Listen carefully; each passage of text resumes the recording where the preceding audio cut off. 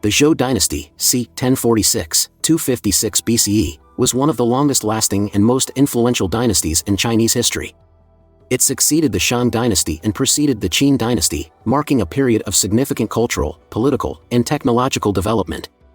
The Zhou era is traditionally divided into two main periods: the Western Zhou, c. 1046–771 BCE, and the Eastern Zhou, 770–256 BCE, which itself is further divided into the Spring and Autumn period and the Warring States period.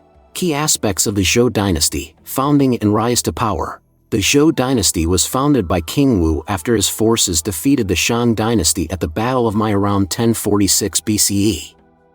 The Zhou rulers justified their conquest by introducing the concept of the Mandate of Heaven, which stated that a ruler's legitimacy was granted by divine approval, but could be lost if the ruler became despotic. Political structure. The Zhou dynasty initially operated under a feudal system, with the king granting land and authority to regional lords and nobles in exchange for military and political support. This system allowed for local governance but eventually led to fragmentation and power struggles among the lords. Western Zhou period, c. 1046–771 BCE. This era is considered a golden age of stability and prosperity. The capital was initially located at Haojing, near modern-day Xi'an. Kings ruled with the support of feudal lords, and Chinese culture, including rituals, music, and bronze casting, flourished. Eastern Zhou period, 770–256 BCE. After the Western Zhou capital was sacked by invaders, the dynasty moved its capital eastward to Luoyang, marking the beginning of the Eastern Zhou. This period is characterized by significant internal strife and decentralization. The Eastern Zhou is divided into the Spring and Autumn period, 770–476 BCE, where hundreds of states engaged in diplomacy, war, and alliances, and the Warring States period, 475–221 BCE, marked by intense conflict among 7 major states competing for dominance. Cultural and philosophical achievements. The Zhou dynasty is notable for the development of Chinese philosophy. It was during this time that Confucianism, Taoism, and legalism emerged, along with influential thinkers like Confucius, Laozi, and Sun Tzu. These philosophies deeply influenced Chinese culture, ethics, and governance. The dynasty also saw advancements in literature, science, and technology, including the development of iron tools, which revolutionized agriculture and warfare. Decline and fall. The Zhou dynasty's decline was primarily due to internal conflicts among feudal states and external pressures. The Warring States period saw constant warfare, weakening the central authority of the Zhou kings. The dynasty eventually fell when the state of Qin, led by Qin Shi Huang, conquered the last Zhou territories in 256 BCE, paving the way for the establishment of the Qin dynasty and the unification of China. The Zhou dynasty's legacy is profound, shaping Chinese civilization through its political philosophies, social structures, and cultural contributions that continued to influence China for centuries. Confucianism emerged during the tumultuous Eastern Zhou period, 770–256 BCE, specifically during the Spring and Autumn period, 770–476 BCE, as a response to social and political instability. It was developed by Confucius, Confuzi, 551–479 BCE, a Chinese philosopher and teacher whose ideas sought to restore order, morality, and proper conduct in society. Confucianism was not just a set of philosophical teachings but a comprehensive way of life, focusing on ethics, governance, education, and interpersonal relationships. Born in the state of Lu, modern-day Shandong province, Confucius was deeply influenced by the chaotic social conditions of his time. He became a scholar and government official, dedicating his life to studying ancient texts and the wisdom of past sages. Confucius traveled across various states, offering his counsel to rulers on how to govern justly and morally, though he often found little success in implementing his ideas in practice during his lifetime. His teachings were primarily preserved and spread by his disciples, who compiled his thoughts in the Analects, a collection of sayings and ideas attributed to Confucius. Core concepts of Confucianism. Ren, often translated as benevolence or humaneness, Ren is the fundamental virtue in Confucian thought, emphasizing compassion, kindness, and moral integrity in interpersonal relationships. Li refers to proper conduct, rituals, and manners that govern social interactions. It includes respect for tradition, filial piety, and adherence to social roles and responsibilities. Shao, filial piety is a critical aspect of Confucianism, stressing respect, obedience, and care for one's parents and ancestors as the foundation of a harmonious society. Righteousness or the moral disposition to do what is right, even in the face of personal loss. Ji, wisdom or the ability to make sound judgments based on moral principles. Junzi, the ideal Confucian gentleman or noble person who embodies the virtues of Ren, Li, and Yi, acting as a moral exemplar in society. Confucianism as a response to social disorder. Confucianism aimed to address the social disorder of the time by promoting ethical governance and the cultivation of personal virtue. Confucius believed that societal harmony could be achieved if rulers acted as moral role models and citizens adhered to proper conduct and respect for authority.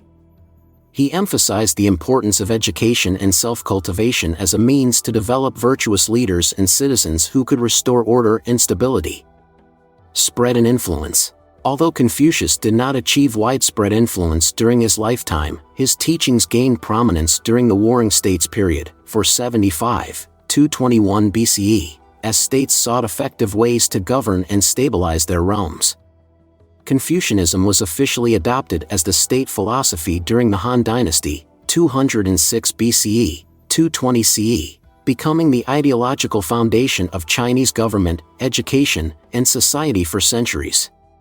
Legacy. Confucianism shaped Chinese culture, ethics, and political thought deeply, emphasizing the importance of moral education, hierarchical social relationships, and the role of the family and the state in cultivating virtue.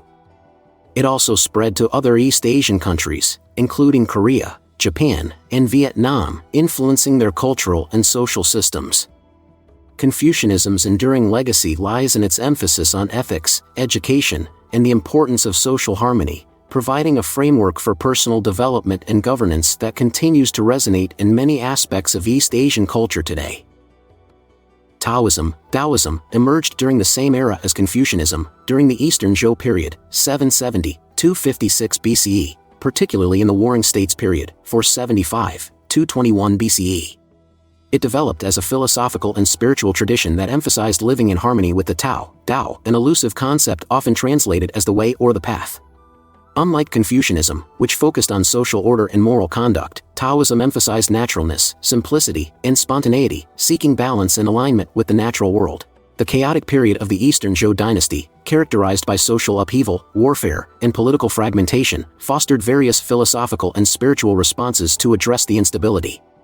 While Confucianism proposed restoring order through ethics and proper behavior, Taoism offered a contrasting perspective, embracing simplicity, letting go of rigid structures, and returning to a natural state of being. Key figures. Laozi, Lao Tzu, traditionally considered the founder of Taoism. Laozi is a semi-legendary figure believed to have lived in the 6th century BCE, though his exact historical existence is debated. He is credited with writing the Tao Te Ching, Tao Te Ching, the foundational text of Taoism, which outlines the philosophy of living in accordance with the Tao. The Tao Te Ching emphasizes themes of simplicity, humility, and the importance of yielding to the natural flow of life. Zhuangzi, Chuang Tzu, another major figure in Taoism, Zhuangzi, 369–286 BCE, expanded upon Laozi's ideas in his own work, the Zhuangzi. This text is known for its parables, stories, and philosophical musings, often exploring themes like the relativity of human perceptions, the limitations of language, and the importance of embracing change and uncertainty. Core concepts of Taoism. The Tao. Central to Taoism, the Tao represents the fundamental, unnameable force that underlies the universe. It is seen as the source of all things and the ultimate way of nature. The Tao cannot be fully explained or defined. Instead, it must be experienced through living harmoniously and intuitively. Wu Wei, often translated as non-action or effortless action, Wu Wei does not mean doing nothing, but rather acting in accordance with the natural flow of things, without force or struggle. It emphasizes spontaneity, adaptability, and going with the flow of life. Naturalness. Ziren, Taoism values the natural, uncontrived state of being. It encourages living authentically, free from artificial constructs, social pressures, and the pursuit of unnecessary desires. Yin and Yang. While not exclusive to Taoism, the concept of yin and yang plays a significant role in its philosophy. It represents the interdependent forces of opposites, such as light and dark, male and female, and action and stillness. Taoism emphasizes balance and the harmonious interaction of these dualities. Philosophical and religious aspects. Taoism began primarily as a philosophical tradition but later evolved into a religious system with rituals, deities, and practices such as meditation, alchemy, and the pursuit of immortality. Religious Taoism developed organized sects, temples, and a priesthood, blending philosophy with folk beliefs and practices aimed at health, longevity, and spiritual enlightenment. Taoism as a response to Confucianism. While Confucianism stressed social responsibility, order, and moral education, Taoism offered a counterpoint that valued individual freedom, mystical experience, and living in harmony with nature. The two philosophies often coexisted, influencing each other while appealing to different aspects of Chinese society. Spread and influence. Taoism's ideas spread through various texts, teachers, and practices. It became especially influential during the Han Dynasty, 206 BCE, 220 CE, when it began to develop religious aspects, including temples and organized worship. Over time, it blended with other traditions, including Buddhism, forming a complex tapestry of Chinese spiritual and philosophical thought. Legacy. Taoism has had a profound impact on Chinese culture, arts, medicine, and metaphysics. Its principles of simplicity, balance, and harmony with nature continue to resonate in Chinese society and beyond, influencing practices such as traditional Chinese medicine, martial arts, e.g., Tai Chi, and contemporary environmental philosophies. Taoism remains a vital spiritual tradition, offering insights into living a balanced, harmonious life by embracing the natural flow of the world and seeking alignment with the timeless essence of the Tao. Sun Tzu's philosophy, as outlined in his seminal work The Art of War, is a profound exploration of military strategy, leadership, and human psychology. Written during the late spring and autumn period, around the 5th century BCE, this text has influenced military thought, business strategy, sports, and other competitive fields across the world. Sun Tzu, whose real name was Sun Wu, was a Chinese general, strategist, and philosopher, and his work emphasizes the importance of strategy, adaptability, and the psychological aspects of conflict. One of the most famous principles from The Art of War is, "Know yourself and know your enemy, and you will never be defeated." This principle stresses the importance of self-awareness, understanding one's strengths and weaknesses, and gaining insight into the opponent's capabilities, motivations, and tactics. It is about preparation and intelligence gathering, recognizing that knowledge is power in any conflict. Flexibility and adaptability. Sun Tzu emphasizes the need to be flexible and adaptable in battle. Rigid plans often fail when conditions change, so it's essential to adjust tactics according to the circumstances. This adaptability extends to understanding terrain, weather, timing, and morale, and making decisions that capitalize on the shifting dynamics of a conflict. Deception and the element of surprise. Deception is a central tenet in Sun Tzu's philosophy. He famously stated, "All warfare is based on deception." Effective strategy involves misleading the enemy about your intentions, strength, and movements. By creating uncertainty and confusion, one can force the enemy into making mistakes or exposing vulnerabilities. The importance of indirect warfare. Sun Tzu often advocates for indirect approaches to conflict. Instead of attacking the enemy's strengths directly, one should seek to attack their weaknesses. This could involve cutting off supplies, disrupting alliances, or lowering morale.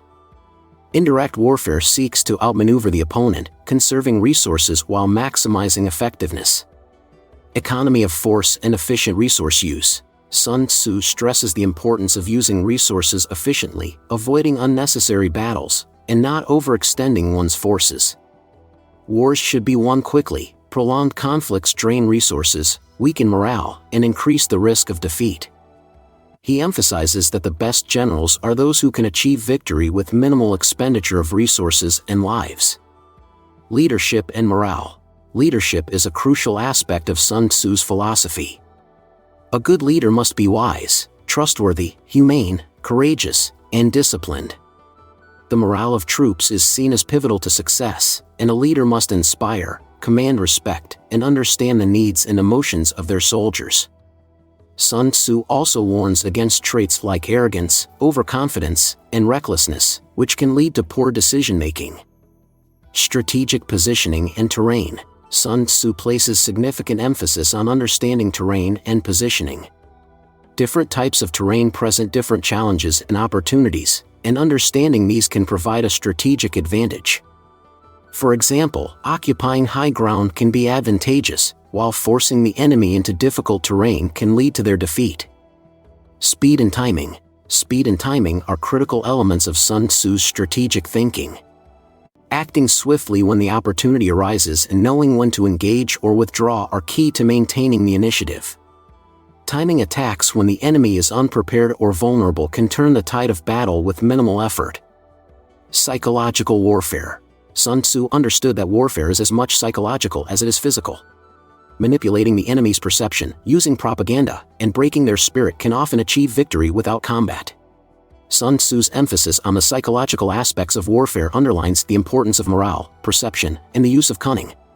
The art of war has transcended its original military context and is used widely in fields such as business, sports, politics, and personal development. The text's emphasis on strategy, adaptability, and psychological insight makes it applicable to any competitive situation where conflict and decision-making are involved.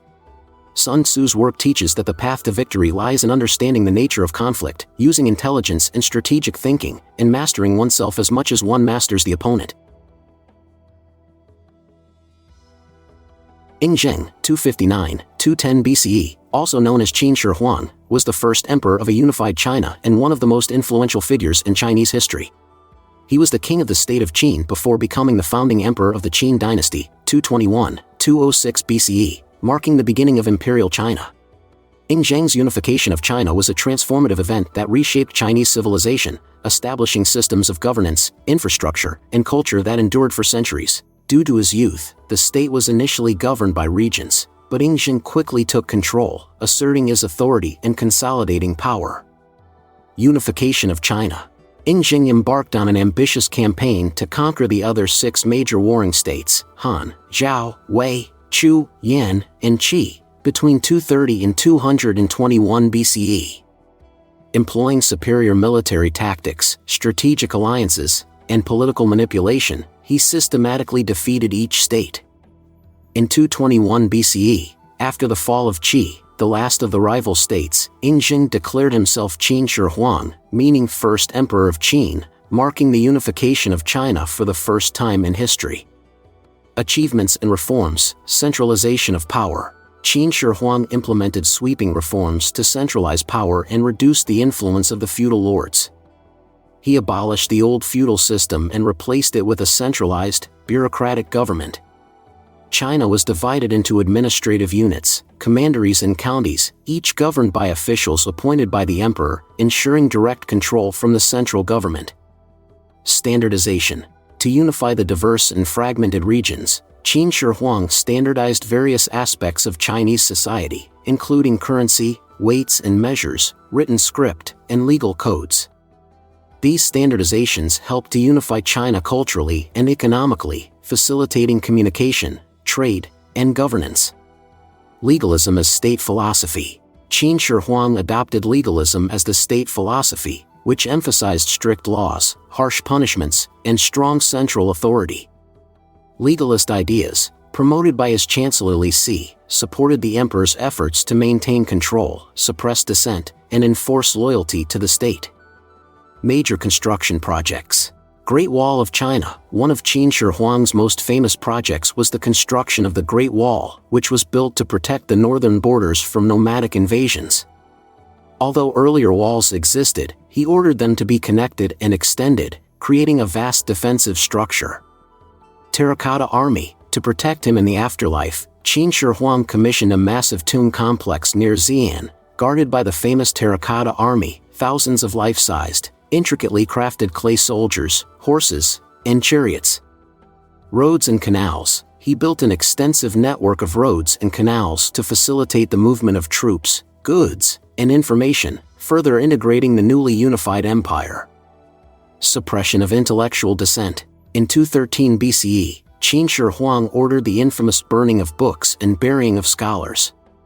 Books that were deemed contrary to the state's legalist ideology were burned, and many Confucian scholars were executed or buried alive. This harsh action was intended to suppress dissent and unify thought, but it also led to the loss of many classical works. Legacy and death. Death and the fall of the Qin dynasty. Qin Shi Huang died in 210 BCE during a tour of his empire. His death was kept secret by his advisors to prevent chaos, and his body was transported back to the capital in a carriage filled with rotting fish to mask the odor. After his death, the Qin dynasty quickly fell apart due to internal strife, harsh policies, and popular rebellions. By 206 BCE, the Qin dynasty was overthrown, giving way to the Han dynasty. Legacy. Qin Shi Huang's legacy is complex. He is often criticized for his ruthlessness, autocratic rule, and brutal suppression of dissent. However, his achievements in unifying China, establishing a centralized state, and laying the foundations for future governance were transformative. Despite his harsh methods, Qin Shi Huang's vision of a unified China endured, influencing the structure of Chinese civilization for over 2 millennia. His achievements are a testament to his ambition, strategic acumen, and unparalleled impact on Chinese history. Ying Zheng, as Qin Shi Huang, remains a towering figure, symbolizing both the unification of China and the authoritarian rule that defined his reign. His legacy continues to evoke both admiration and caution, highlighting the complexities of leadership and power. The Han Dynasty, 206 BCE, 220 CE, is one of the most important and influential periods in Chinese history, often considered a golden age of Chinese civilization. Spanning over 4 centuries, it succeeded the short-lived Qin dynasty and established many of the cultural, political, and technological foundations that would shape China for millennia. The Han dynasty is divided into 2 major periods: the Western Han, 206 BCE, 9 CE, and the Eastern Han, 25, 220 CE, separated by a brief interregnum known as the Xia dynasty under the usurper Wang Ming. The Qin dynasty's harsh legalist policies and oppressive rule sparked widespread rebellion after the death of Qin Shi Huang. By 206 BCE, the Qin dynasty had collapsed, and China was plunged into chaos as various factions vied for control. Liu Bang and the founding of the Han. Liu Bang, later known as Emperor Gaozu, a peasant-born leader of one of the rebel factions, emerged victorious after defeating his rival Xiangyu in a power struggle. In 202 BCE, Liu Bang declared himself the first emperor of the Han dynasty, ushering in an era of relative stability, centralized governance, and economic prosperity. Key features and achievements of the Han dynasty: centralized bureaucracy and governance. The Han maintained the centralized bureaucratic structure established by the Qin but softened many of its harsh policies. The legalist approach was moderated with Confucian ideals, promoting a government based on merit, morality, and respect for tradition. The Han emperors expanded the civil service system, where officials were selected based on merit, often through examinations that tested knowledge of Confucian classics. This system helped create an educated and efficient bureaucracy that would serve as a model for future dynasties. Confucianism as state philosophy. The Han dynasty formally adopted Confucianism as the state philosophy under Emperor Wu, 141–87 BCE, integrating it into the education system and government. Confucianism emphasized hierarchy, filial piety, and ethical governance, aligning well with the Han vision of a stable, orderly society. Confucianism's emphasis on loyalty, respect for authority, and the importance of education deeply influenced Han society, shaping Chinese culture and governance for centuries.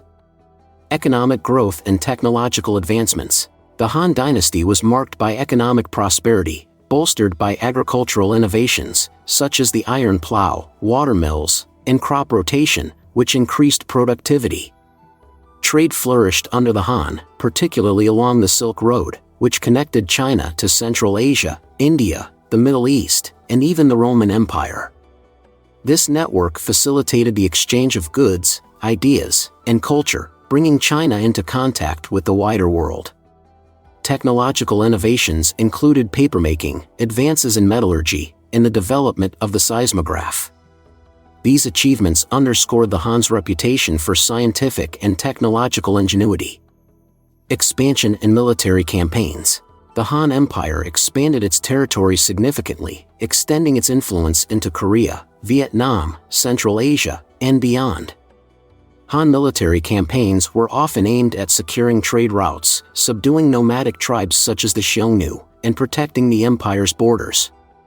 The expansion helped establish the Han as a major power, securing vital resources and extending Chinese culture and influence across East Asia.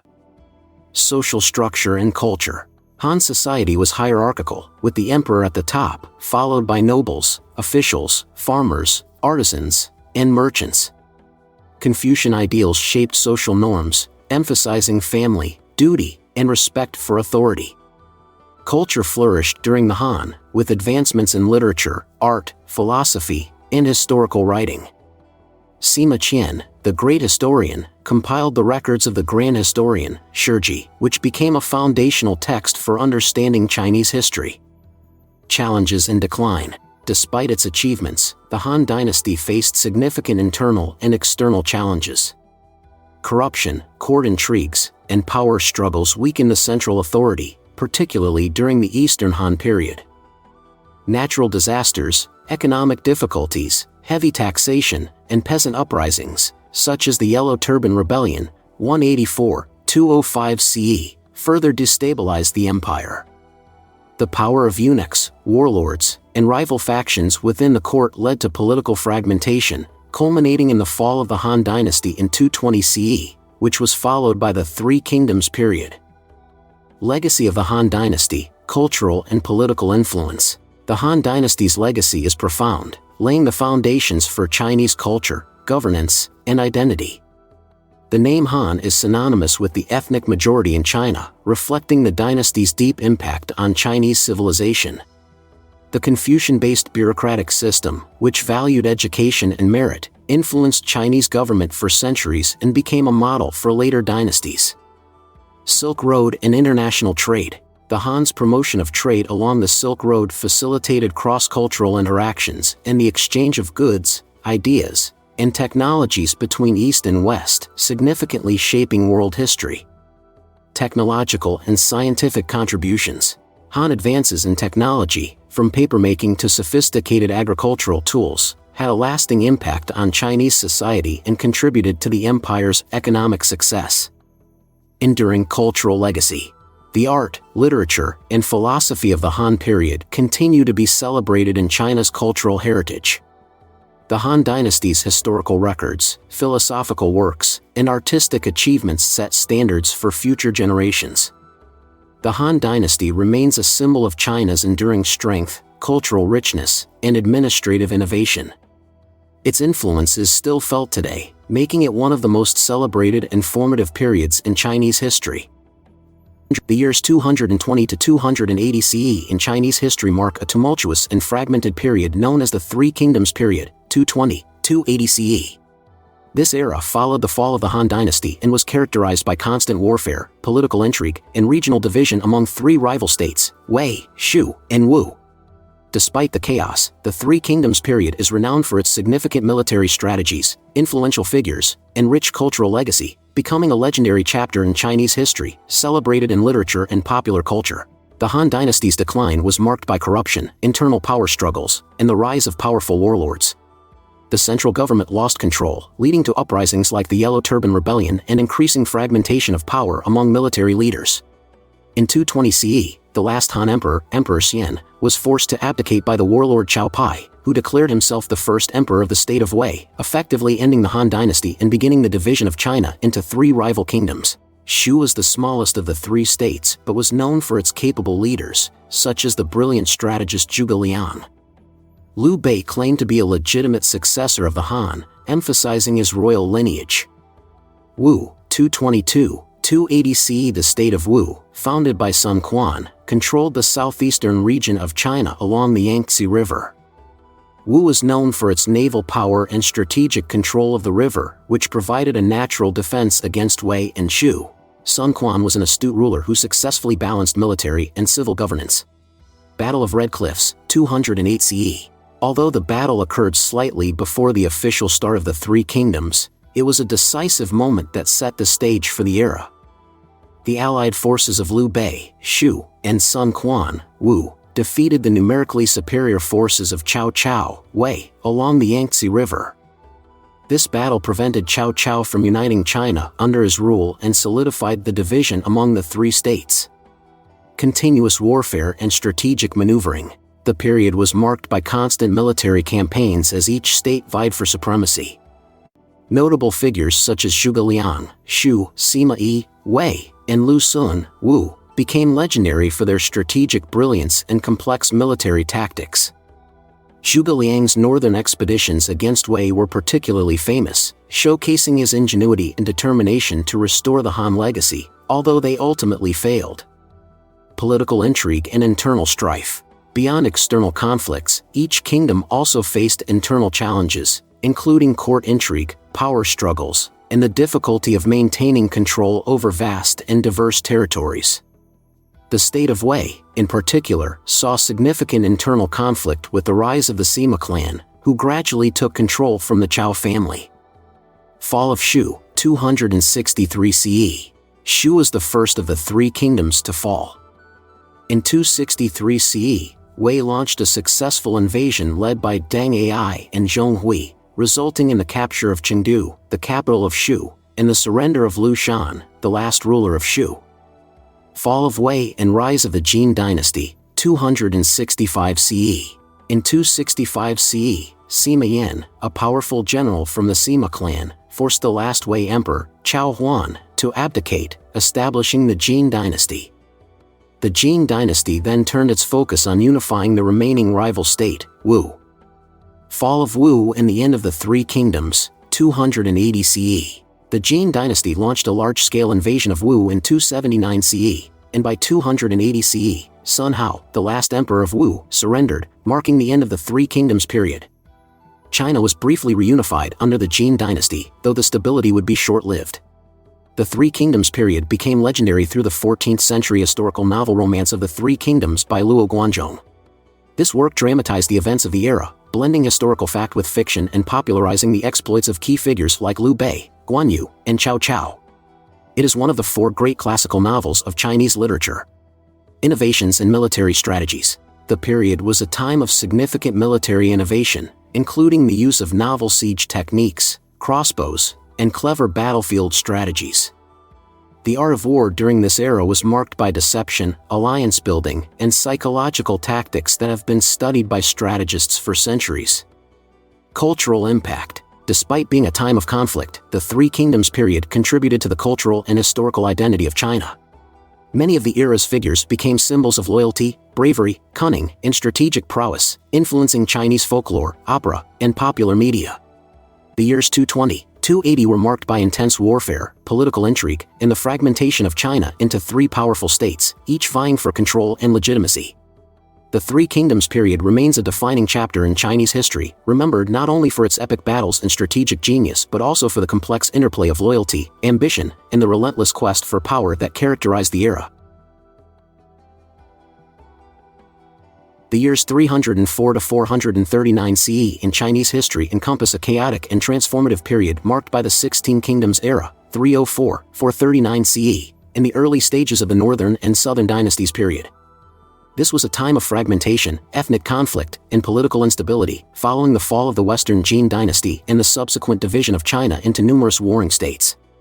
These years saw the rise and fall of numerous short-lived kingdoms, most of which were founded by non-Han Chinese ethnic groups, leading to significant cultural exchanges and shifts in power dynamics across China. The Western Qing dynasty, which had reunified China briefly after the Three Kingdoms period, was plagued by internal strife, corruption, and weak leadership.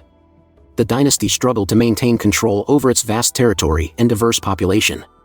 In 304 CE, a series of revolts, known as the War of the Eight Princes, broke out among the ruling Jin princes, further weakening the state and leading to widespread chaos.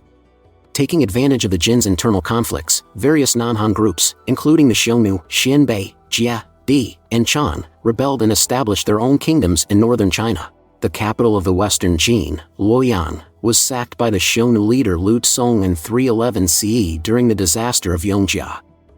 The emperor was captured, and the city was devastated, signaling the end of effective Jin rule in the north.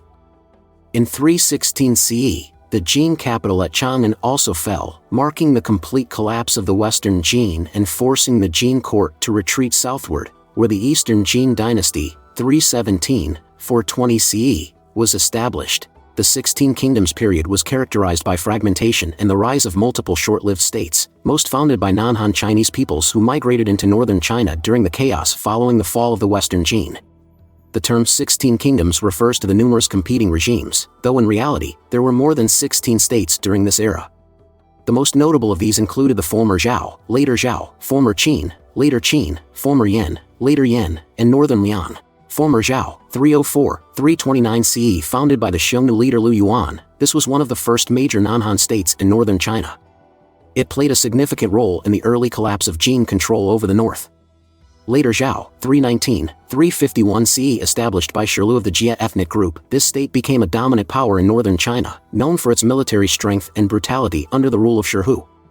Former Qin, 351–394 CE, founded by Fu Jian of the Di ethnic group, the former Qin managed to briefly unify much of northern China and even attempted to conquer the south, culminating in the Battle of Fei River, 383 CE, where they were decisively defeated by the Eastern Jin. Later Qin, northern Wei, and other states, various kingdoms continued to rise and fall throughout this period, each contributing to the ongoing instability and frequent shifts in control. The former Qin's attempt to conquer the Eastern Jin ended disastrously at the Battle of Fei River in 383 CE. The Jin forces, despite being outnumbered, used strategic cunning to rout the former Qin army, preserving the south from northern conquest and solidifying the divide between northern and southern China. Among the kingdoms that emerged, the northern Wei, 386–534 CE, was the most successful in consolidating control over northern China. Founded by the Xianbei Tuoba clan, the Northern Wei pursued policies of Sinicization, adopting Chinese culture, language, and administrative practices to strengthen their rule. The Northern Wei's efforts at unifying northern China laid the groundwork for the eventual reunification of the north under a more centralized regime. In the south, the Eastern Jin dynasty managed to maintain stability despite the ongoing turmoil in the north. It was followed by the southern dynasties, 420–589 CE, a succession of states, Lu Song, Southern Qi, Liang, and Chen, that ruled southern China during this period of division. These southern states maintained traditional Chinese culture, attracting refugees, scholars, and artists fleeing the chaos in the north, and becoming cultural hubs of Han Chinese civilization. Buddhism, which had entered China during the Han Dynasty, flourished during this period of division, particularly among the non-Han rulers of the north, who found it appealing due to its emphasis on salvation and transcendence beyond worldly chaos.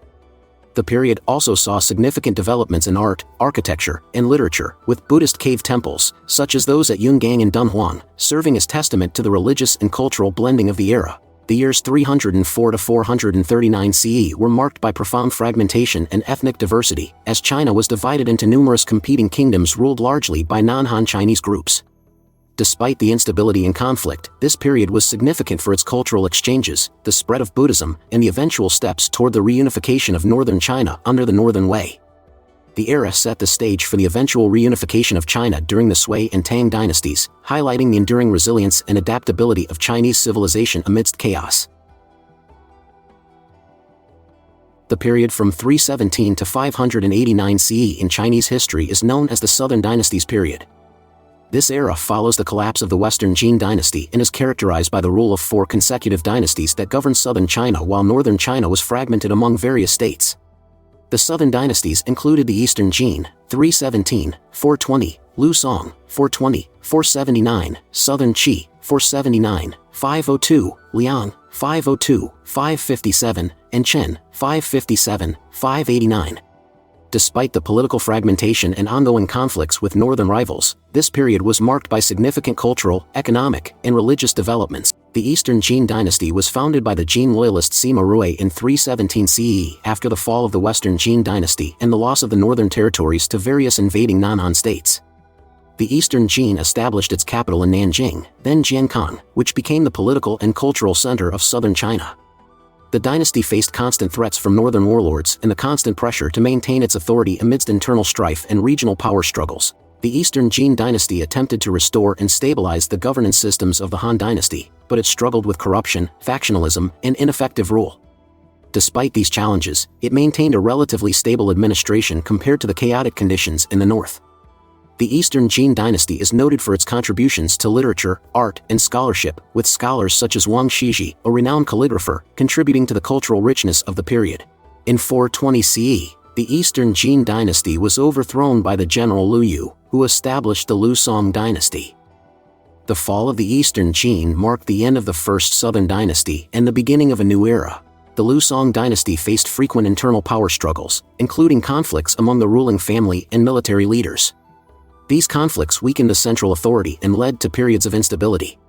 Despite its efforts, the Liu Song dynasty struggled with corruption and inefficient governance, contributing to its eventual decline. The Southern Qi dynasty was founded by Gao Wei after the fall of the Liu Song dynasty. It sought to address some of the issues that plagued its predecessors, focusing on military and administrative reforms. The Southern Qi dynasty was marked by attempts to consolidate power and implement legal and administrative reforms. Despite these efforts, the dynasty struggled with internal strife and factionalism. The Southern Qi dynasty is known for its cultural and artistic achievements, including advancements in poetry, painting, and calligraphy. The period also saw the continued growth of Buddhism, which had become an influential force in southern China. The Southern Qi dynasty was eventually overthrown in 502 CE by the general Xiao Daocheng, who founded the Liang dynasty. The fall of the Southern Qi marked the end of the Third Southern Dynasty and the beginning of a new ruling house. The Liang dynasty was established by Xiao Daocheng and is known for its efforts to restore stability and strengthen the southern economy and administration. The capital was once again located in Jiankang, Nanjing. The Liang dynasty is remembered for its emphasis on Confucian and Buddhist values, as well as its contributions to literature and the arts. The period saw significant cultural and intellectual developments, including the promotion of Buddhist practices and the production of notable literary works. The Liang dynasty worked to implement effective governance and administrative reforms, focusing on stabilizing the economy and managing regional power dynamics. Despite these efforts, the dynasty faced challenges from internal dissent and external threats. The Liang dynasty faced increasing internal instability and corruption, leading to power struggles and weakening central authority. By 557 CE, the Liang dynasty was overthrown by the Qin dynasty, marking the end of the Liang rule. The Qin dynasty was founded by Qin Baxian, who declared himself emperor after the fall of the Liang dynasty. The Qin dynasty sought to restore stability and consolidate power in southern China. The Qin dynasty is known for its efforts to maintain stability and promote economic and cultural development. Despite these efforts, the dynasty faced challenges from internal conflicts and external threats. The Qin dynasty continued to support the growth of Buddhism and Confucianism, contributing to the rich cultural and religious landscape of the period. The era saw advancements in literature, art, and philosophy. The Qin dynasty's rule came to an end in 589 CE when the Sui dynasty, led by Emperor Wen, successfully unified China by conquering the Qin dynasty. This marked the end of the Southern Dynasty's period and the beginning of a new era of reunification under the Sui dynasty. The Southern Dynasty's period was a time of significant cultural and intellectual development, with advancements in literature, art, and philosophy. The period contributed to the growth of Chinese civilization and the preservation of Han Chinese culture amidst the chaos of the North. The Southern Dynasties saw the continued growth of Buddhism, which became an important part of Chinese cultural and religious life. Confucianism also remained influential, shaping the governance and social values of the southern states. The Southern Dynasty's period was characterized by political fragmentation and internal conflicts. However, it laid the groundwork for the eventual reunification of China under the Sui dynasty, which would pave the way for the Tang dynasty and a new era of stability and cultural flourishing. Overall, the Southern Dynasty's period was a crucial era in Chinese history, marked by political fragmentation and cultural development. Despite the challenges of internal strife and external threats, the period left a lasting impact on Chinese civilization and set the stage for future reunification and growth. The Northern Wei dynasty, 386-534 CE, was a significant state in Chinese history, notable for its role in the early phase of the Northern and Southern Dynasties period. Established by the Xianbei Tuoba clan, the Northern Wei was instrumental in consolidating northern China and played a crucial role in shaping the subsequent history of the region. The Northern Wei was founded by the Tuoba clan of the Xianbei people, a nomadic group from the northern steppes. The Tuoba clan, originally a small tribal group, gradually expanded its influence under the leadership of Tuoba Gui. In 386 CE, Tuoba Gui declared himself Emperor Daowu and established the Northern Wei dynasty. He initially established his capital at Pingcheng, modern-day Datong, in northern Shaanxi province. The early years of the Northern Wei dynasty were marked by efforts to consolidate power over neighboring tribes and states. The dynasty expanded its territory through military conquests and strategic alliances. The Northern Wei gradually extended its control over northern China, displacing or assimilating other non-Han states that had emerged in the region after the fall of the Western Qing dynasty. Emperor Xia, reigned 471–499 CE, is one of the most significant figures in Northern Wei history. He implemented a series of reforms aimed at consolidating power and integrating the nomadic Xianbei people with the Han Chinese population. Sinicization. Emperor Xia promoted the sinicization of the Northern Wei administration and society. This included adopting Chinese customs, language, and administrative practices. The capital was moved to Luoyang in 494 CE, a traditional Chinese city, to emphasize the dynasty's commitment to Chinese culture and governance. Administrative reforms. The Northern Wei dynasty underwent extensive administrative reforms, including the reorganization of land distribution and tax systems. The government was divided into provinces with centralized control, and efforts were made to standardize laws and regulations. Clan system reforms. Emperor Xia restructured the traditional clan system, aiming to integrate the Xianbei nobility into the Han Chinese social hierarchy and reduce clan-based power struggles. Buddhism. The Northern Wei period saw significant support for Buddhism, with Emperor Xia and subsequent rulers promoting the construction of Buddhist temples and the patronage of Buddhist scholars. This period contributed to the flourishing of Buddhist art and culture, including the creation of famous cave temples such as those at Yungang. Confucianism. Confucian principles were also promoted as part of the sinicization efforts, influencing governance and education. Factionalism and corruption. The Northern Wei dynasty faced internal strife and corruption in its later years. Conflicts between factions within the ruling elite weakened the central authority and led to political instability. Coup and division. In 534 CE, the Northern Wei was divided into two separate states due to internal dissent. The eastern half became the Eastern Wei dynasty, while the western half became the Western Wei dynasty. This division marked the end of the unified Northern Wei dynasty and the beginning of a new phase in Chinese history characterized by the fragmentation of northern China. The Northern Wei dynasty played a crucial role in the consolidation of northern China and the integration of various ethnic groups. Its efforts to sinicize the administration and society had a lasting impact on the region's political and cultural development. The Northern Wei period is remembered for its contributions to Chinese Buddhist art and culture. The construction of cave temples and the promotion of Buddhist scholarship during this time had a lasting influence on Chinese art and religion. The administrative reforms implemented by Emperor Xia set a precedent for future dynasties and contributed to the development of a more centralized and organized governance structure in China. In summary, the Northern Wei dynasty was a significant state in early medieval China, known for its efforts to consolidate power, integrate diverse ethnic groups, and promote sinicization. Despite its eventual decline and division, the Northern Wei's contributions to Chinese history, culture, and administration had a lasting impact on the subsequent development of China. Buddhism's emergence and spread across China is a fascinating story of cultural exchange, adaptation, and transformation.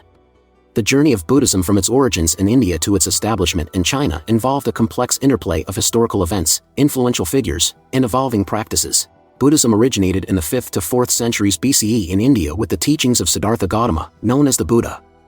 His teachings, which emphasized the Four Noble Truths and the Eightfold Path, formed the basis of Buddhist philosophy and practice. Buddhism began to enter China through the Silk Road, a network of trade routes connecting India, Central Asia, and China. The early transmission of Buddhism into China was facilitated by Indian and Central Asian missionaries, traders, and scholars. The first recorded introduction of Buddhism to China is often attributed to the Han Dynasty period, particularly during the reign of Emperor Ming of Han, 5875 CE, who reportedly dreamt of a golden figure that was interpreted as the Buddha. This led to the sending of emissaries to India, who brought back Buddhist texts and artifacts. During the Han Dynasty, Buddhist scriptures began to be translated into Chinese. Notable figures such as Kasayapamtaga and Dharmaraka played crucial roles in translating Buddhist texts, which helped introduce Buddhist concepts and practices to the Chinese. The translation efforts continued with scholars such as Xuanzang, Xia and Shang, in the 7th century, who traveled to India to retrieve and translate a large number of Buddhist scriptures, significantly enriching Chinese Buddhist literature. During the Three Kingdoms period and the Qing dynasty, Buddhism gained further traction among the Chinese elite and intellectuals. The fall of the Western Qing dynasty and the subsequent period of fragmentation provided fertile ground for Buddhist influence as various states sought to consolidate power and cultural identity.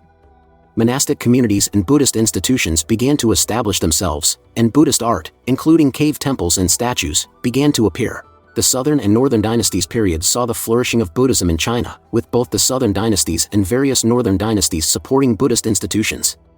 This period marked significant growth in Buddhist monasteries, temples, and monastic education.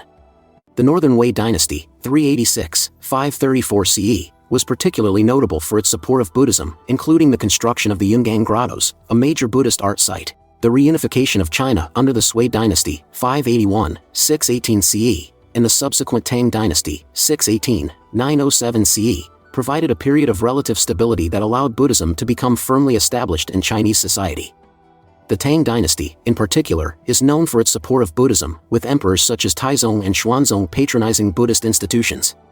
The Tang period saw the development of distinct Chinese Buddhist schools, including Chan, Zen, Buddhism, which emphasized meditation and direct experience of enlightenment. Chinese Buddhism evolved and adapted to local cultural and philosophical contexts, leading to the development of several distinct schools, including Chan Buddhism, emphasizing direct insight and meditation. Chan Buddhism became influential in China and later spread to Japan as Zen. Pure Land Buddhism, focused on devotion to Amitabha Buddha and the aspiration to be reborn in the Pure Land, a paradise where enlightenment is more readily attained. Huayan Buddhism, known for its complex philosophical system based on the Avatasaka Sutra, emphasizing the interconnectedness of all things. Buddhism profoundly influenced various aspects of Chinese culture, including art, literature, philosophy, and rituals. Buddhist art, including sculptures, paintings, and cave temples, became integral to Chinese cultural heritage. Buddhist principles and practices, such as meditation and monastic life, influenced Chinese spiritual and intellectual life, leading to a rich tradition of Buddhist scholarship and practice. Buddhism faced periods of persecution, particularly during the Tang Dynasty, when anti-Buddhist campaigns led to the destruction of many monasteries and the confiscation of temple property. The most notable of these was the Huichang persecution, 841-845 CE, under Emperor Wuzong.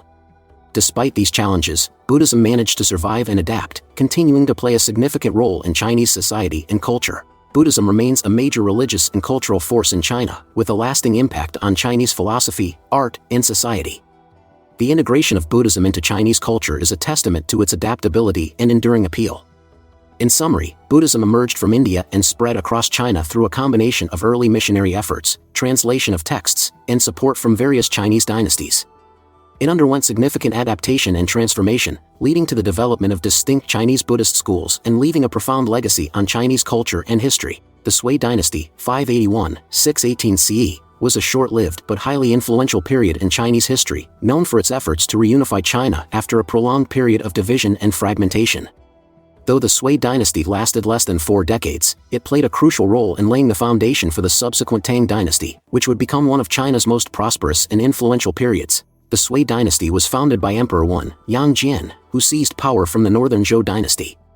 Yang Jian, initially a high-ranking official, declared himself emperor in 581 CE after the fall of the Northern Zhou, establishing the Sui Dynasty. The Sui Dynasty's establishment marked the reunification of China after the period of disunity known as the Northern and Southern Dynasties. Centralization of power. The Sui Dynasty implemented reforms to centralize control and reduce the power of local aristocrats and warlords. This included reorganizing the administrative divisions and establishing a more uniform system of governance. Legal and tax reforms. The Sui government introduced a standardized legal code and tax system, which helped to create a more efficient and equitable administration. Grand Canal. One of the most notable achievements of the Sui Dynasty was the construction of the Grand Canal, a massive engineering project that connected the Yellow River in the north to the Yangtze River in the south. The canal facilitated trade, transportation, and communication between different regions of China, contributing to economic integration.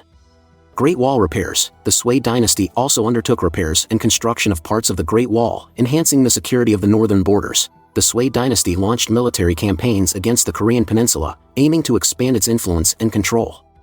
However, these campaigns were largely unsuccessful and strained the dynasty's resources. The Sui also focused on consolidating control over frontier regions and maintaining the stability of the northern borders. The Sui Dynasty's ambitious military campaigns, particularly the failed attempts to invade Korea, placed a heavy burden on the empire's resources and led to widespread dissatisfaction among the populace. The strain of these military campaigns, combined with the high costs of large-scale infrastructure projects, contributed to economic difficulties and unrest. The Sui Dynasty faced internal strife and rebellion, fueled by the heavy taxation and forced labor imposed on the population. The harsh measures taken by the government to address these issues further exacerbated discontent. Rebellions and uprisings, such as those led by the general Yang Xiangan, undermined the stability of the Sui Dynasty and weakened its control over the empire. The combination of military failures, economic difficulties, and internal rebellions led to the downfall of the Sui Dynasty. In 618 CE, Emperor Yang, the second emperor of the Sui dynasty, was assassinated by his own officials, and the dynasty came to an end. Following the collapse of the Sui dynasty, China was briefly divided before being reunified under the Tang dynasty, 618-907 CE. The Sui dynasty's efforts to reunify China and its administrative and infrastructural reforms provided the foundation for the Tang dynasty, which succeeded the Sui and became one of China's golden ages. The Tang dynasty inherited many of the Sui's reforms and built upon them, leading to a period of cultural flourishing, economic prosperity, and territorial expansion. The Grand Canal constructed during the Sui dynasty remained a crucial component of China's transportation infrastructure for centuries, facilitating trade and communication between the north and south. The Sui dynasty's focus on centralizing power and reducing the influence of regional warlords set a precedent for future dynasties and contributed to the development of a more unified and centralized Chinese state. In summary, the Sui dynasty was a pivotal period in Chinese history that played a crucial role in the reunification of China after a long period of division. Despite its relatively short duration, the Sui dynasty's achievements in administration, infrastructure, and centralization had a lasting impact on the subsequent Tang dynasty and the broader course of Chinese history. The Tang dynasty, 618-907 CE, is often regarded as one of the most prosperous and influential periods in Chinese history. It followed the short-lived Sui dynasty and was succeeded by the Five Dynasties and Ten Kingdoms period. The Tang dynasty is renowned for its cultural, economic, and political achievements, as well as its significant contributions to Chinese civilization. The Tang dynasty was founded by Li Yuan, who declared himself Emperor Gaozu of Tang in 618 CE after the fall of the Sui dynasty. Li Yuan initially held the title of Duke of Tang and led a successful rebellion against the Sui, capitalizing on widespread dissatisfaction with Sui rule. The Tang dynasty was formally established with the support of various military leaders and intellectuals who were disillusioned with the Sui dynasty's failures. The early Tang rulers worked to consolidate their control over China by implementing administrative reforms, stabilizing the economy, and securing the borders. Emperor Taizong, r. 626-649 CE, the second Tang emperor and a key figure in the dynasty's consolidation, is noted for his military prowess and effective governance. The Tang dynasty is celebrated for its flourishing culture, particularly in poetry, painting, and ceramics. The era produced some of China's greatest poets, including Li Bai and Du Fu, whose works remain influential. The Tang period saw advancements in architecture, including the construction of iconic Buddhist temples and pagodas. Tang art, characterized by its vibrant colors and intricate designs, became highly influential. The Tang dynasty saw significant economic growth, driven by a thriving trade network that included the Silk Road, maritime routes, and internal trade. The dynasty's policies encouraged trade with Central Asia, the Middle East, and beyond. The Tang government implemented land reforms, such as the equal field system, which aimed to distribute land more equitably and increase agricultural productivity. The Tang dynasty developed a sophisticated centralized bureaucracy, which included a merit-based examination system for recruiting officials. This system helped ensure that capable individuals were appointed to government positions. The Tang legal code was comprehensive and influential, serving as a model for subsequent dynasties. The dynasty also promoted Confucian values and legal principles, contributing to social stability and governance. The Tang dynasty expanded its territory through successful military campaigns, including conquests in Central Asia, Korea, and parts of Southeast Asia. This expansion helped secure trade routes and establish Tang influence across a wide region. The Tang government established military garrisons and defensive strategies to protect its borders and manage relations with neighboring states. As the Tang dynasty progressed, internal strife, corruption, and factionalism became increasingly problematic.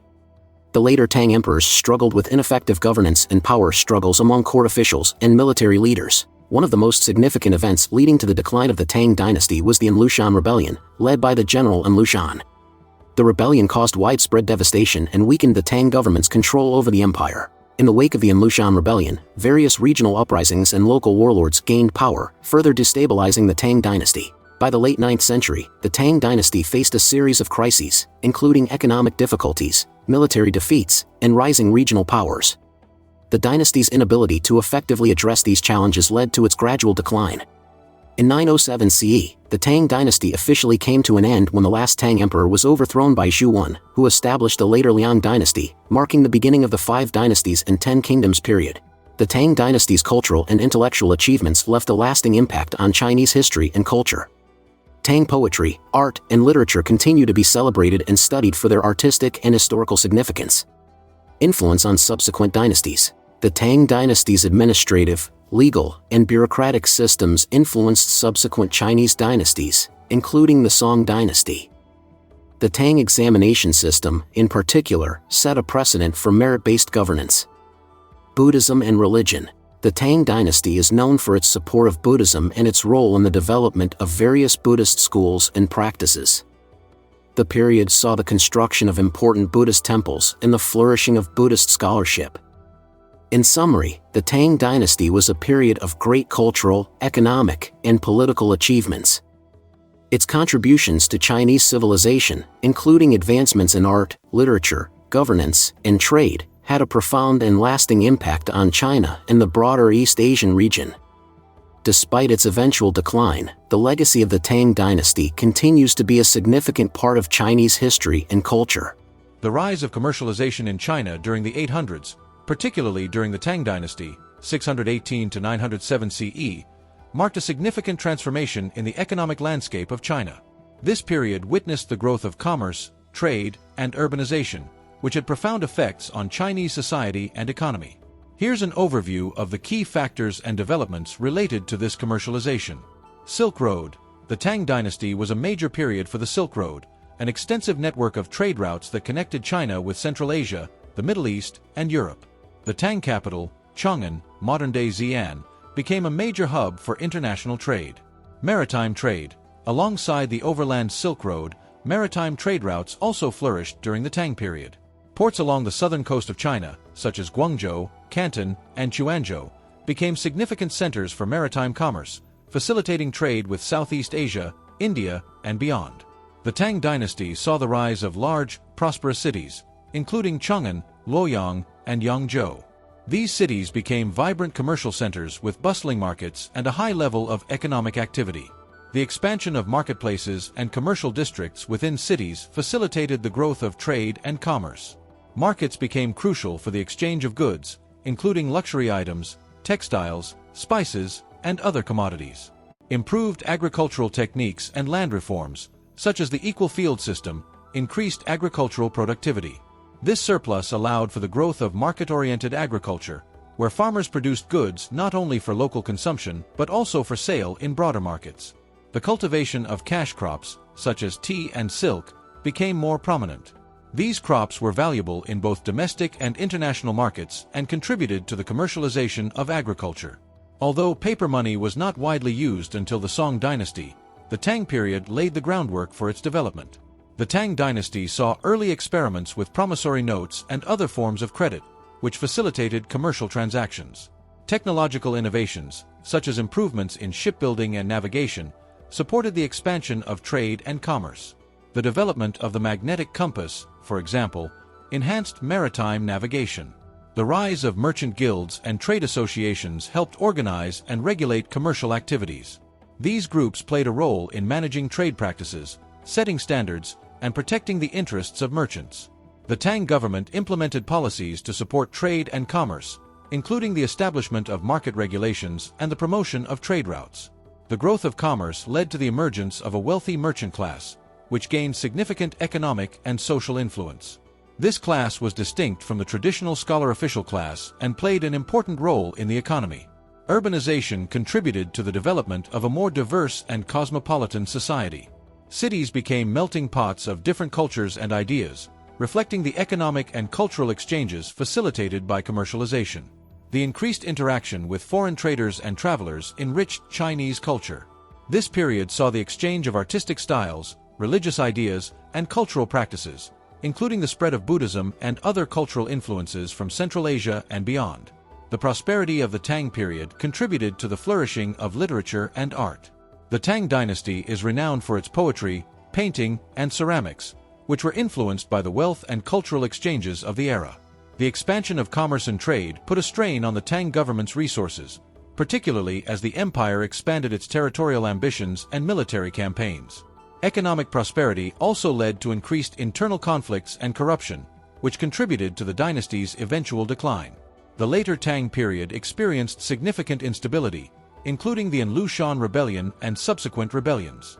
These conflicts disrupted economic activities and contributed to the decline of commercial activities. In summary, the 800s were a transformative period for commercialization in China, marked by the expansion of trade, urbanization, and the growth of a merchant class. Technological advancements, government policies, and cultural exchanges played crucial roles in shaping this economic development. Despite facing challenges and eventual decline, the commercialization of the Tang period set important precedents for future economic developments in China. The Taika coup was a significant political and administrative reform movement in Japan that took place in the mid-7th century. It marked a major shift in Japanese governance and the beginning of efforts to centralize power and modernize the state. Here's a detailed overview. Prior to the Taika coup, Japan was organized into a series of powerful clans and local chieftains, with the central authority of the imperial court struggling to assert control over the entire country. The Yamato clan had established itself as the dominant power, but central authority was still limited. Japan was influenced by the political systems and culture of China and Korea, particularly through contact via trade and diplomatic missions. The Chinese Tang dynasty and Korean kingdoms had well-developed bureaucratic systems, which served as models for Japan's own reforms. The Taika coup occurred in 645 CE when a faction of the Japanese court, led by Emperor Kotoku and influential figures such as Nakatomi no Kamatari, staged a coup against the ruling Soga clan, which had held significant power and influence in the Japanese court. The coup resulted in the execution of Soga no Iraka, a key leader of the Soga clan, and the subsequent removal of Soga influence from the court. This marked a shift towards a more centralized and bureaucratic form of governance. The Taika coup was followed by a series of reforms known as the Taika reforms, which were aimed at restructuring the government and centralizing authority. These reforms included centralization of power. The Taika reforms aimed to strengthen the central authority of the imperial court, reducing the power of local clans and increasing direct control over the provinces. Land redistribution. The reforms included the redistribution of land based on a system where land was allocated to individuals in exchange for their service to the state. This was intended to create a more organized and tax revenue generating system. Introduction of a bureaucratic system. Inspired by Chinese models, the reforms introduced a new bureaucratic system with various government departments and officials appointed based on merit and administrative needs. Legal and administrative changes. The reforms included changes in legal codes and administrative procedures to create a more standardized and efficient governance structure. The Taika reforms initially faced resistance and challenges, particularly from local clans and vested interests that were affected by the centralization efforts. Despite this, the reforms laid the groundwork for future developments in Japanese governance. Nara period. The Taika reforms set the stage for the establishment of the Nara period, 710 to 794 CE, during which the centralized bureaucratic system was further developed and institutionalized. Imperial authority. The reforms helped to consolidate imperial authority and reduce the influence of powerful clans, contributing to the development of a more unified and centralized state. The Taika coup and subsequent reforms were part of Japan's broader efforts to modernize and adapt foreign influences into its own governance and culture. The influence of Chinese political and administrative models continued to shape Japanese governance throughout the subsequent centuries. In summary, the Taika coup was a pivotal event in Japanese history that led to significant political and administrative reforms aimed at centralizing power and modernizing the state. These reforms laid the foundation for the development of a more organized and bureaucratic system of governance in Japan, influencing its political evolution in the centuries that followed. The Song dynasty, 960 to 1279 CE, is renowned for its profound contributions to Chinese culture, economy, and governance. It is divided into two periods: the Northern Song, 960 to 1127 CE, and the Southern Song, 1127 to 1279 CE, reflecting the dynasty's geographic and political shifts. Here's an overview of the Song dynasty. The Song dynasty was founded by Emperor Taizu, Zhao Kuangyin, in 960 CE, following the collapse of the Tang dynasty and a period of fragmentation known as the Five Dynasties and Ten Kingdoms period. Taizu, originally a general, seized power and established the Song dynasty, initiating a period of consolidation and reunification. Centralization. The Northern Song focused on centralizing power and reducing the influence of regional warlords and military governors. The dynasty implemented reforms to create a more centralized and bureaucratic government. The Northern Song era saw significant economic development, including the growth of commerce, trade, and urbanization. Major cities like Kaifeng, the capital, became vibrant economic centers with thriving markets and advanced infrastructure. The Song dynasty is known for its technological advancements, including the development of gunpowder, the compass, and printing techniques. The invention of movable type printing by Shang revolutionized the dissemination of information.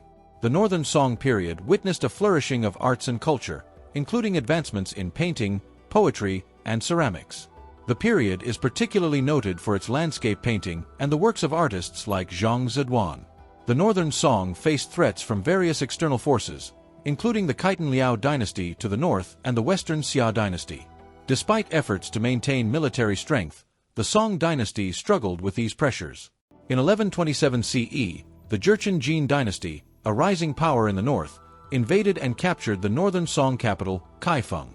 This invasion forced the Song court to retreat south, leading to the establishment of the southern Song dynasty. After the fall of the northern Song, the Song court established a new capital in Linnan, modern-day Hangzhou, and continued to rule from the southern part of China. This period is known as the Southern Song dynasty.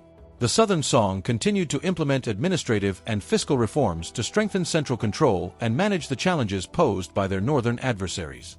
The Southern Song era is characterized by continued economic growth and prosperity. The region became a major center of trade and commerce, with an extensive maritime trade network reaching Southeast Asia, India, and beyond. The Southern Song period saw a continuation of cultural and intellectual advancements, including developments in philosophy, literature, and the visual arts. The period is known for its refined painting style and the works of artists like Ma Yuan and Xia Gui.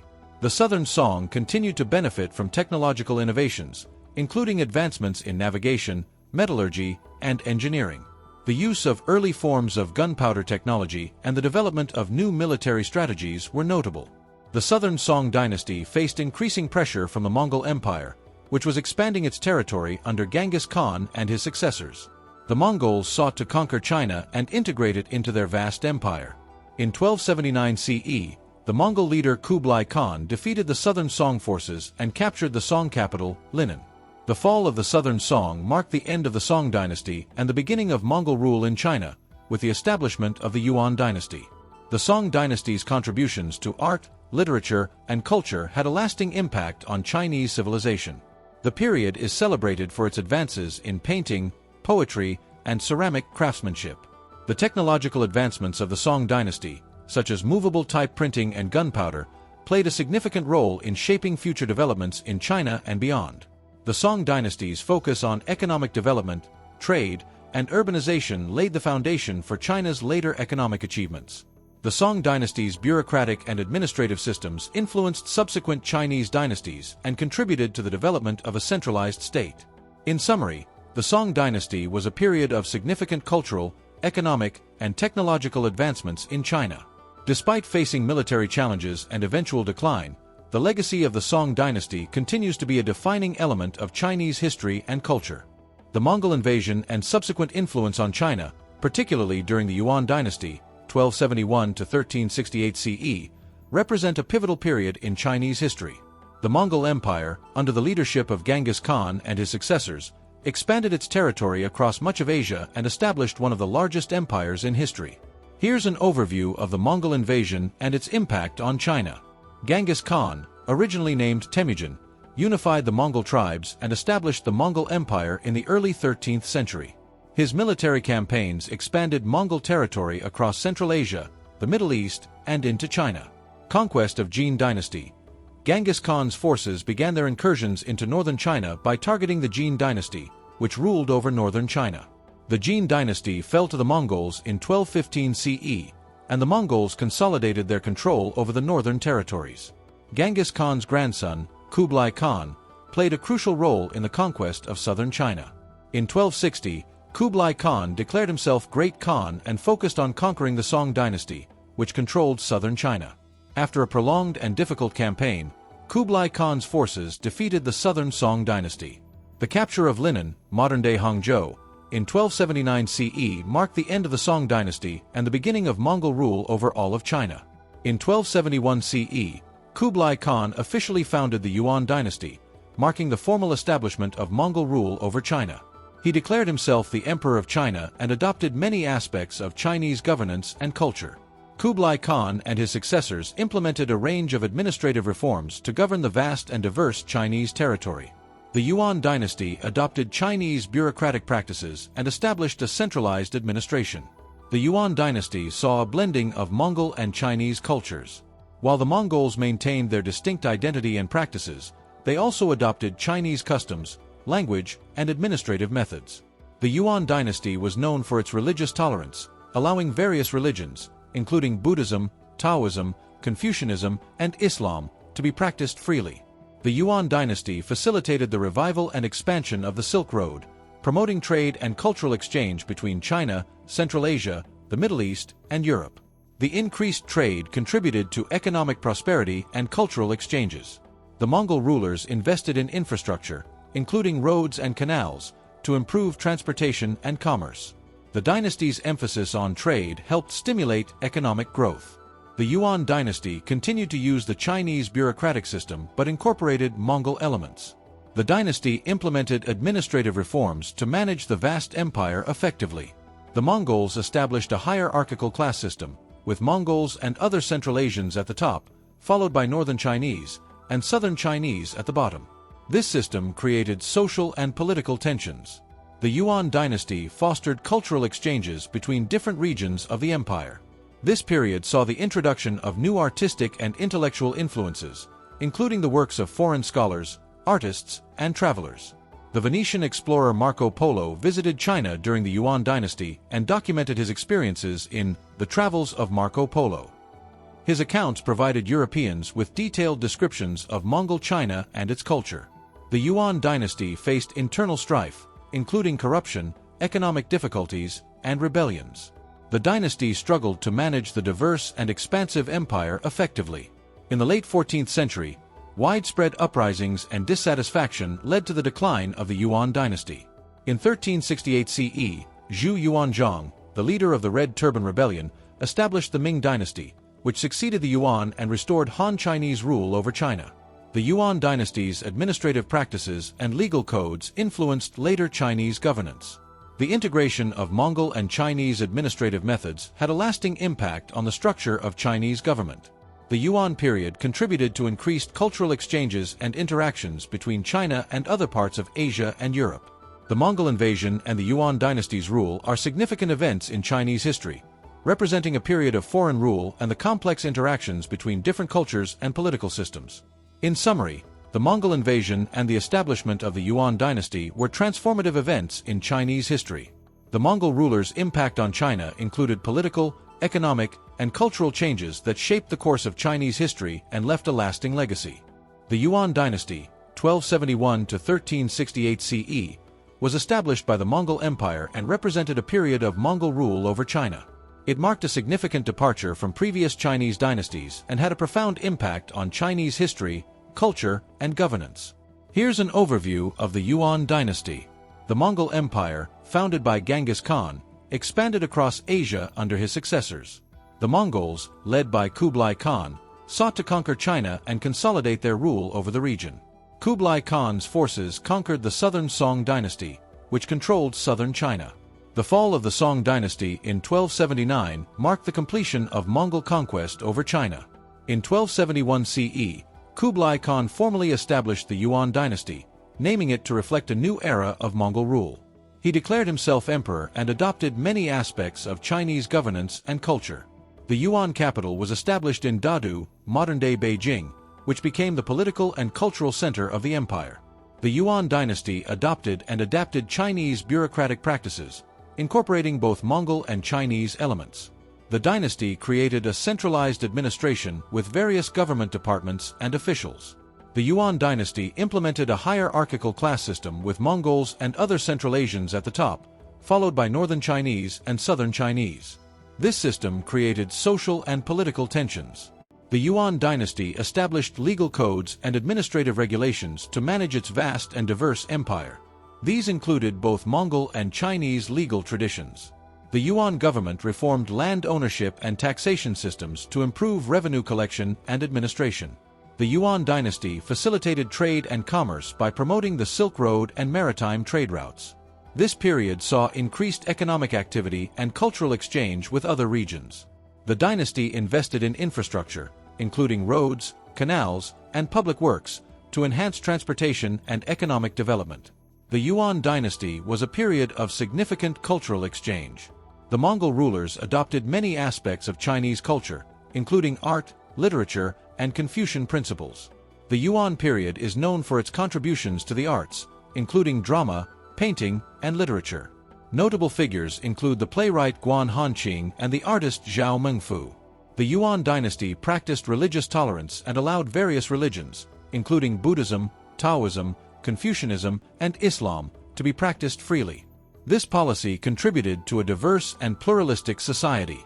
The Yuan dynasty faced internal problems, including corruption, economic difficulties, and administrative inefficiency. These issues contributed to the decline of central authority. Widespread uprisings and peasant revolts, such as the Red Turban Rebellion, challenged Yuan rule and weakened the dynasty's control. In 1368 CE, Zhu Yuanzhang, leader of the Red Turban Rebellion, established the Ming dynasty, which succeeded the Yuan dynasty and restored Han Chinese rule over China. The Yuan dynasty officially ended in 1368 CE, with the Ming dynasty taking control of the empire and marking the beginning of a new era in Chinese history. The Yuan dynasty's administrative practices and legal codes influenced later Chinese dynasties, including the Ming dynasty. The integration of Mongol and Chinese governance methods had a lasting impact on the structure of Chinese government. The Yuan dynasty contributed to the development of Chinese arts and culture, fostering a rich period of cultural exchange and creativity.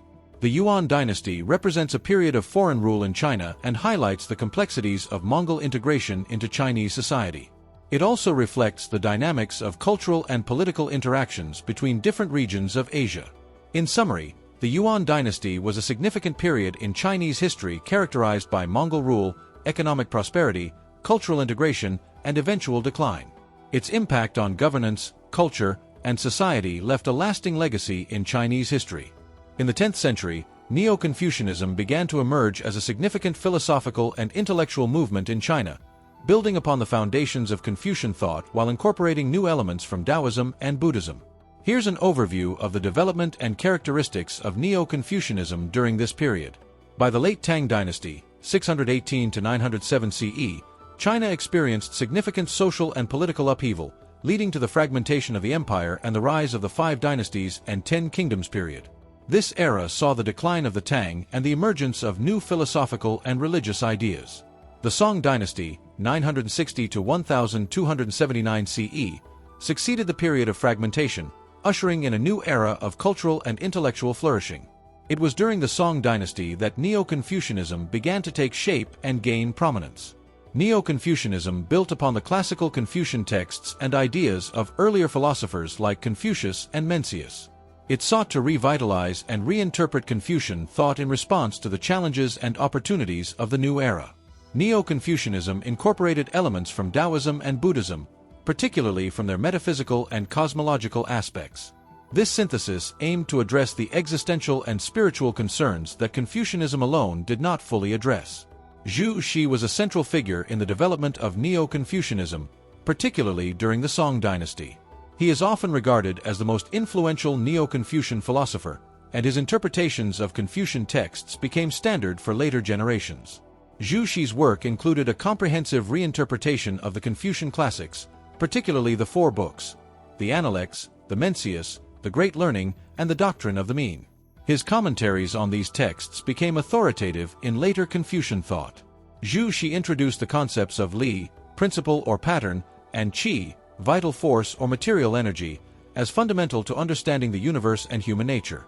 He believed that Li represented the underlying order and rationality of the universe, while Qi was the physical substance and dynamic energy.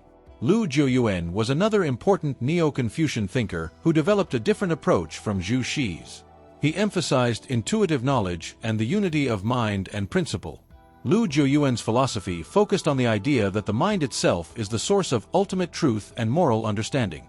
He argued for a more intuitive and experiential approach to understanding Li. Neo-Confucianism involved a reinterpretation of classical Confucian texts to address contemporary issues and integrate new philosophical insights. This reinterpretation aimed to provide a more comprehensive and coherent system of thought. Unlike earlier Confucianism, which focused primarily on practical ethics and social order, Neo-Confucianism incorporated metaphysical elements from Taoism and Buddhism. This integration provided a more nuanced understanding of the nature of reality, human nature, and the cosmos. Neo-Confucianism emphasized the importance of moral self-cultivation and the development of virtue. It sought to cultivate individuals who could align themselves with the principles of the universe and contribute to a harmonious society. Neo-Confucian ideas influenced Chinese society, education, and governance.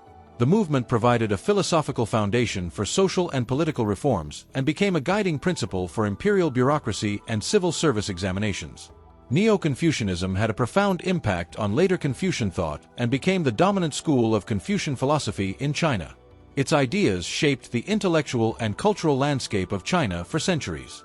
The influence of Neo-Confucianism extended beyond China to Korea, Japan, and Vietnam, where it shaped the intellectual and cultural traditions of these regions.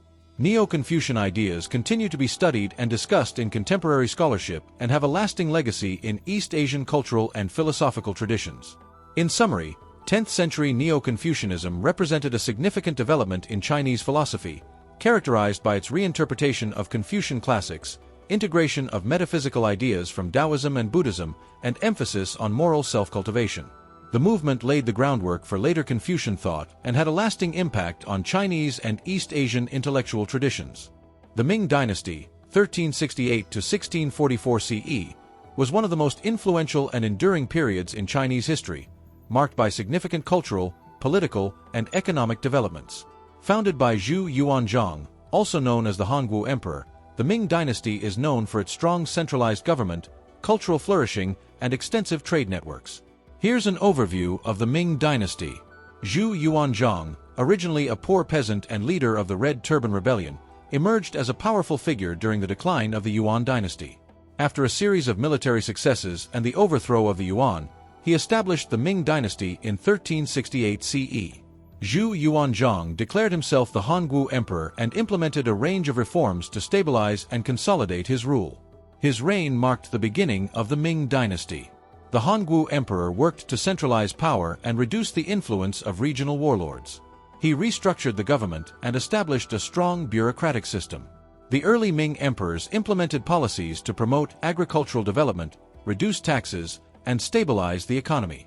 Land reforms and efforts to boost productivity were central to their policies. The Ming period is known for its contributions to art and architecture. The construction of the Forbidden City in Beijing, the development of Ming-style porcelain, and advancements in painting and literature are notable achievements. Ming literature saw the rise of notable works, including the development of the novel as a literary form. Classics such as Journey to the West, Water Margin, and Romance of the Three Kingdoms were written during this period. The Ming Dynasty was characterized by a strong economy and extensive trade networks. The dynasty engaged in maritime trade, with expeditions led by Admiral Zheng He reaching as far as Africa, promoting trade and diplomatic relations. The period saw significant urbanization, with cities like Beijing, Nanjing, and Guangzhou becoming major economic and cultural centers. The Ming Dynasty continued and expanded the use of the civil service examination system to select government officials based on merit rather than aristocratic or familial connections. The Ming emperors established a centralized bureaucracy with a well-defined administrative structure. This system allowed for effective governance and control over the empire. The latter part of the Ming Dynasty was marked by corruption, administrative inefficiency, and financial difficulties. These issues weakened the central authority and led to social unrest. Widespread peasant uprisings, including the famous Li Zicheng Rebellion, contributed to the weakening of Ming control. The Ming Dynasty faced increasing pressure from external threats, particularly from the Manchu people in the northeast. The Manchu forces, led by Nurhaci and later his successors, launched successful military campaigns against the Ming. In 1644 CE, the Manchu forces, allied with peasant rebel leaders, captured Beijing and overthrew the Ming Dynasty. The last Ming emperor, Chongzhen, committed suicide as the Manchu forces entered the capital. Ming porcelain, known for its high quality and distinctive designs, became highly prized and influential. Ming art and literature continued to have a lasting impact on Chinese culture. The construction of the Forbidden City and other significant architectural achievements left a lasting legacy in Chinese history. The Ming Dynasty's administrative practices, including the civil service examination system, influenced later Chinese dynasties and set standards for governance. The Ming dynasty's policies and trade networks had a significant impact on neighboring regions and contributed to the cultural and economic development of East Asia. In summary, the Ming dynasty was a period of significant cultural, economic, and political development in China. Its achievements in art, literature, and architecture, along with its strong centralized government and economic prosperity, make it a defining era in Chinese history. Despite its eventual decline and fall, the legacy of the Ming dynasty continues to be an important part of Chinese cultural heritage.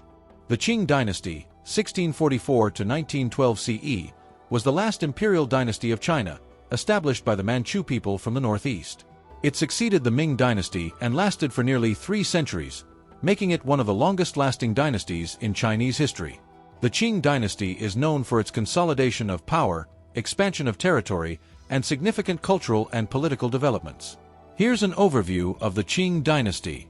The Manchu people, originally from the region northeast of China, unified under the leadership of Nurhaci and later his son Hong Taiji. They formed the later Jin dynasty, 1616 to 1636, which later became the Qing dynasty. In 1644, as the Ming dynasty weakened due to internal strife and external pressures, the Manchu forces, allied with peasant rebels, captured Beijing and established the Qing dynasty. The last Ming emperor, Chongzhen, committed suicide during this period. The early Qing emperors, including the Xuanji emperor R. 1644 to 1661 and the Kangxi emperor R. 1661 to 1722, worked to consolidate power, stabilize the empire, and integrate diverse regions into the Qing state. The Qing dynasty established a strong centralized government with a complex bureaucracy. The dynasty adopted many aspects of Ming administration while integrating Manchu and Chinese practices. The Qing dynasty expanded its territory significantly, incorporating regions such as Taiwan, Mongolia, Xinjiang, and Tibet. This expansion solidified Qing control over a vast and diverse empire. The Qing emperors conducted military campaigns to secure borders and maintain control over newly acquired territories. The Qing dynasty experienced significant economic growth, with developments in agriculture, trade, and industry. The empire's trade networks expanded, contributing to economic prosperity. The Qing period is known for its contributions to Chinese art, literature, and architecture. Notable achievements include the creation of Qing-style porcelain and the construction of the Summer Palace and the Old Summer Palace. The Qing emperors, including the Kangxi Emperor, the Yongjing Emperor R. 1722 to 1735, and the Qianlong Emperor R. 1735 to 1796, played a central role in governance and administration. Their rule was characterized by strong centralized authority and imperial patronage. The Qing dynasty maintained an elaborate bureaucracy, including a system of regional governors and officials. The dynasty continued the use of the civil service examination system to select government officials. The Qing dynasty established a social hierarchy that placed Manchus at the top, followed by Han Chinese and other ethnic groups. This hierarchy influenced political and social relations within the empire. The Qing dynasty implemented legal codes and social policies to regulate society and maintain order. The dynasty promoted Confucian values and traditional Chinese customs. The latter part of the Qing dynasty was marked by increasing corruption, bureaucratic inefficiency, and widespread social unrest. Rebellions, such as the Taiping Rebellion, 1850 to 1864, and the Boxer Rebellion, 1899 to 1901, further weakened the Qing government. Economic challenges, including famines and economic mismanagement, contributed to the decline of the Qing dynasty. The Qing dynasty faced external pressures from Western powers and Japan, including unequal treaties, territorial concessions, and foreign influence. These pressures weakened Qing sovereignty and contributed to internal instability. The Opium Wars, 1839 to 1842 and 1856 to 1860, between China and Britain resulted in significant concessions and humiliations for the Qing dynasty, including the cession of Hong Kong and the opening of treaty ports. The Qing dynasty's decline culminated in the Xinhai Revolution of 1911, which led to the overthrow of the Qing government and the establishment of the Republic of China in 1912. The last Qing emperor, Puyi, was abdicated, and imperial rule in China came to an end. The Qing dynasty left a lasting legacy in Chinese art and architecture, including notable works of art, architecture, and cultural artifacts. Qing-style porcelain and other artistic achievements remain influential. The Qing dynasty's history and legacy continue to be studied and discussed in the context of Chinese history and culture. The fall of the Qing dynasty marked the transition from imperial rule to the republican era in China. The social, political, and economic changes initiated during the Qing dynasty had a lasting impact on modern China. In summary, the Qing dynasty was a significant period in Chinese history characterized by territorial expansion, cultural achievements, and strong centralized governance. Despite facing internal and external challenges that ultimately led to its decline, the Qing dynasty played a crucial role in shaping China's history and left a lasting legacy. The 19th century was a period of profound transformation and upheaval in China, marked by significant internal and external challenges. This era saw the decline of the Qing dynasty, the impact of Western imperialism, and major social and political changes. Here's an overview of China in the 19th century. The early part of the 19th century was under the rule of the Qianlong Emperor r. 1735 to 1796, who oversaw a period of relative stability and prosperity. However, his later years saw increasing administrative inefficiencies and corruption. Despite economic growth in the 18th century, the 19th century saw rising population pressures, fiscal mismanagement, and local unrest. One of the most devastating uprisings in Chinese history, the Taiping Rebellion, was led by Hong Xiuquan, who claimed to be the brother of Jesus Christ. The rebellion aimed to establish a new heavenly kingdom and resulted in widespread destruction and loss of life. It significantly weakened the Qing government. Another major rebellion, the Nian Rebellion, took place in northern China and was driven by economic distress and social discontent. The Boxer Rebellion was an anti-foreign, anti-colonial, and anti-Christian uprising led by the Boxers, Yihequan. The rebellion targeted foreign influences and was suppressed by an international coalition of 8 nations. First Opium War, 1839 to 1842. The First Opium War was triggered by China's efforts to suppress the opium trade, which was heavily controlled by British merchants. The conflict ended with the Treaty of Nanking, which ceded Hong Kong to Britain and opened several Chinese ports to foreign trade. Second Opium War, 1856 to 1860. The Second Opium War, also known as the Arrow War, was fought between China and the British and French empires. It resulted in the Treaty of Tientsin and the Convention of Peking, which further expanded foreign privileges in China, including the legalization of the opium trade and the opening of additional ports.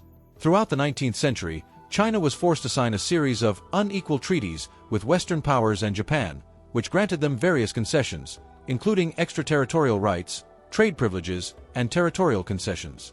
Major powers, including Britain, France, Germany, Russia, and Japan, established spheres of influence in China, controlling trade, economic interests, and territorial concessions. This further eroded Qing authority and increased foreign intervention. The 19th century saw some attempts at modernization, including infrastructure projects like railways and telegraphs, often funded and controlled by foreign interests. Despite these developments, China faced economic strain due to foreign exploitation, internal conflicts, and the impact of rebellions. The 19th century saw significant population growth, which exacerbated social and economic pressures. The population reached over 400 million by the end of the century. Economic difficulties, corruption, and foreign aggression contributed to widespread social discontent and instability. The self-strengthening movement aimed to modernize China's military and industrial capabilities while preserving traditional Confucian values. Reforms included the establishment of modern arsenals, shipyards, and educational institutions. The movement faced internal resistance, corruption, and limited success, largely due to the Qing government's reluctance to fully embrace radical changes. In response to pressures and demands for reform, the Qing dynasty undertook several late Qing reforms, including efforts to modernize the military, legal system, and education. While some reforms were implemented, they were often limited in scope and effectiveness, and did not fully address the underlying issues facing the Qing dynasty. The late 19th and early 20th centuries saw increasing revolutionary activity aimed at overthrowing the Qing dynasty and establishing a republic. Influential figures included Sun Yat-sen and other reformers. The Xinhai Revolution, also known as the 1911 Revolution, led to the fall of the Qing dynasty and the establishment of the Republic of China. The revolution was sparked by widespread dissatisfaction with the Qing government and demands for modernization and national sovereignty. In summary, the 19th century was a tumultuous period for China, characterized by the decline of the Qing dynasty, the impact of foreign imperialism, significant internal upheaval, and efforts at modernization. These developments set the stage for the transition from imperial rule to the establishment of the Republic of China in the early 20th century. The Tongji Restoration, also known as the Tongji Restoration or Tongji Reforms, was an effort by the Qing dynasty to restore its power and stability after the devastating effects of the Taiping Rebellion and other internal disturbances. Named after the Tongji Emperor, who reigned from 1861 to 1875, the restoration aimed to address the crises that had weakened the Qing government and to revitalize the empire. Here's an overview of the Tongji Restoration. The Taiping Rebellion, 1850 to 1864, was one of the most severe internal conflicts in Chinese history, causing widespread destruction and loss of life. The Qing dynasty struggled to suppress the rebellion and restore order. In addition to the Taiping Rebellion, the Qing dynasty faced other uprisings, such as the Nian Rebellion and the Boxer Rebellion, which further challenged its authority. The Qing dynasty faced corruption, administrative inefficiency, and economic difficulties. These issues were exacerbated by the pressures of Western imperialism and the impact of unequal treaties. The Tongji Emperor, reigned 1861 to 1875, was only a child when he ascended the throne. His mother, Empress Dowager Cixi, effectively controlled the government during his early years. Empress Dowager Cixi emerged as a dominant figure in Qing politics during the Tongji era. She played a crucial role in the restoration efforts and the subsequent modernization of the Qing dynasty. The Qing government focused on centralizing power and strengthening imperial control to restore stability. This included addressing corruption and inefficiency in the administration.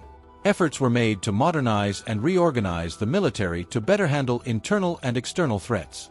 The Qing government worked to rebuild and strengthen the military forces that had been weakened by the rebellions. The Qing dynasty implemented measures to stabilize and improve the economy, including efforts to repair infrastructure and boost agricultural production. The restoration period saw attempts to address social unrest and improve the conditions of the population.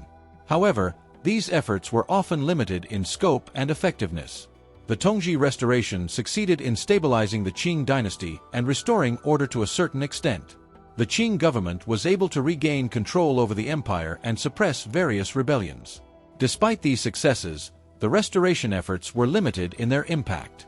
Many of the underlying problems, such as corruption and administrative inefficiency, persisted. Modernization efforts. Self-strengthening movement. The Tongji Restoration was part of the broader self-strengthening movement, which aimed to modernize China's military and industrial capabilities. Although the movement made some progress, it faced significant challenges and was not able to fully address the empire's problems.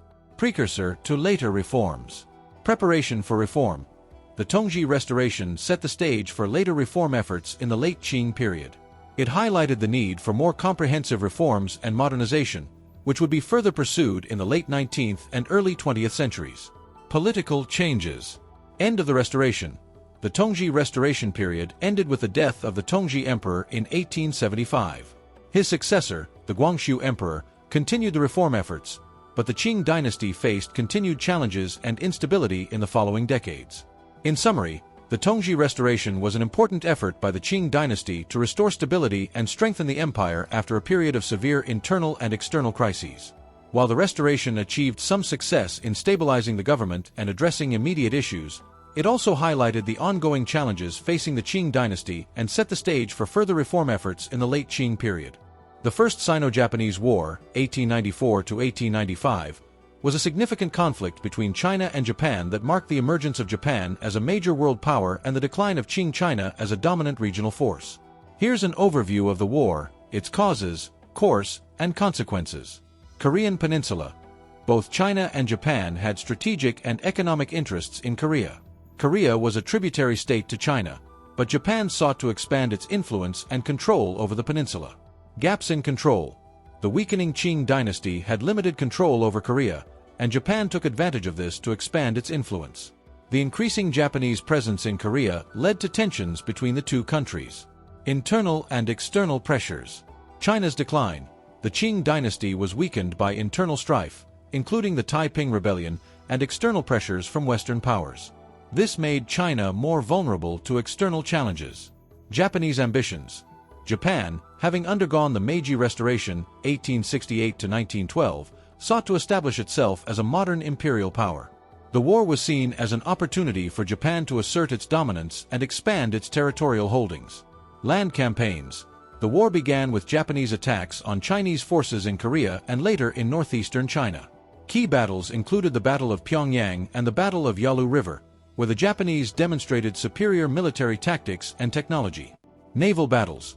The naval aspect of the war was critical, with Japan achieving a decisive victory over the Chinese Navy at the Battle of the Yellow Sea. The Japanese fleet's success enabled Japan to blockade Chinese ports and further exert pressure. Chinese defeats. Fall of Port Arthur and Dalian. Japanese forces captured the strategic Port Arthur and Dalian, now Dalian, on the Liaodong Peninsula after prolonged sieges. These victories were significant in securing Japanese control over key strategic locations. Peace negotiations. The Qing dynasty, facing defeats and mounting pressure, sought peace negotiations with Japan. Treaty of Shimonoseki. Terms of the treaty. Date. The Treaty of Shimonoseki was signed on April 17, 1895. Territorial concessions. China ceded Taiwan and the Pescadores Islands to Japan and recognized Korean independence, effectively ending its traditional suzerainty over Korea. Additionally, China ceded the Liaodong Peninsula, including Port Arthur and Dalian, to Japan, although the peninsula was later returned to China under pressure from Russia, France, and Germany in what is known as the Triple Intervention. Economic and diplomatic concessions. China paid a large indemnity to Japan, granted commercial and territorial rights to Japan in various Chinese cities, and granted extraterritorial rights to Japanese citizens. Impact of the treaty. National humiliation. The treaty was perceived as a significant humiliation for China, leading to widespread nationalistic sentiments and calls for reform and modernization. Rise of Japan. The successful outcome of the war established Japan as a major imperial power and increased its influence in East Asia. Japan's victory demonstrated its rapid modernization and military prowess. Consequences. Chinese reforms and modernization. Self-strengthening movement. The defeat highlighted the need for modernization and reform within China. The Qing dynasty attempted various reforms to strengthen the military, economy, and administrative systems, though these efforts were often insufficient and faced significant resistance. Political changes. The loss also accelerated political changes, including the rise of reformist and revolutionary movements. The reformist Guangxu Emperor attempted to implement more radical changes during the 100 Days Reform, 1898, but these efforts were thwarted by conservative forces. Japanese expansion. Increased imperialism. The war marked the beginning of Japanese imperial expansion in East Asia. Japan continued to assert its influence and control over territories, setting the stage for future conflicts in the region. Geopolitical shifts. Western powers' influence. The war highlighted the growing influence of Western powers in East Asia and the changing balance of power in the region. The Triple Intervention and subsequent geopolitical developments further shaped the course of regional politics. In summary, the First Sino-Japanese War was a pivotal conflict that reshaped East Asian geopolitics. The war demonstrated Japan's emergence as a formidable imperial power and exposed the Qing dynasty's vulnerabilities, leading to significant political and social changes in China. The Treaty of Shimonoseki had far-reaching consequences for both China and Japan, influencing the trajectory of regional and international relations in the following decades. Between 1900 and 1929, China experienced a period of profound transformation marked by the decline of imperial rule, the struggle for modernization, and the emergence of new political and social dynamics. The early 20th century was characterized by significant upheaval, including the end of the Qing dynasty, the establishment of the Republic of China, and various attempts at reform and modernization amid internal strife and external pressures. At the turn of the century, China was reeling from the effects of the Boxer Rebellion, an anti-foreign and anti-imperialist uprising that erupted in 1899 and was suppressed in 1901 by an international coalition of 8 nations. The aftermath of the rebellion saw the signing of the Boxer Protocol, which imposed severe penalties on China, including financial indemnities and the stationing of foreign troops in Beijing. This further exposed China's vulnerability to foreign powers and intensified domestic dissatisfaction with the Qing dynasty. In 1911, the Xinhai Revolution led to the overthrow of the Qing dynasty and the establishment of the Republic of China. The revolution was driven by a combination of revolutionary movements, dissatisfaction with the Qing government, and a desire for modernization and national sovereignty. The first president of the Republic, Sun Yat-sen, sought to implement democratic reforms and modernize China, but the new republic faced immediate challenges, including political fragmentation and regionalism. The early years of the Republic were marked by instability and power struggles among warlords who controlled various regions of China. The central government, under President Yuan Shikai, struggled to assert control over the warlords and maintain national unity. Yuan's attempt to establish himself as emperor in 1915 was met with widespread opposition, leading to his abdication and further fragmentation of political power. During this period, China also grappled with the impact of foreign imperialism and the imposition of unequal treaties that favored foreign powers. The influence of Western and Japanese interests continued to shape China's economic and political landscape, often to the detriment of national sovereignty and development. The May 4th movement of 1919 was a significant turning point in Chinese history. Sparked by the Chinese government's perceived weak response to the Treaty of Versailles, which awarded Chinese territories to Japan, the movement was a broad-based protest against imperialism and traditionalism. It fostered a spirit of nationalism and intellectual reform, leading to the emergence of new political ideologies and cultural movements.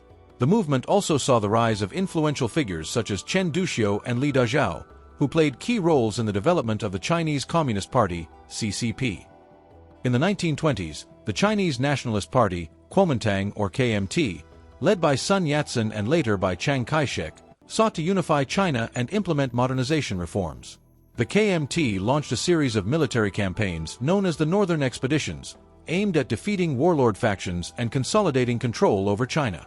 The success of these expeditions helped to establish the nationalist government in Nanjing, which aimed to modernize the country and promote economic development.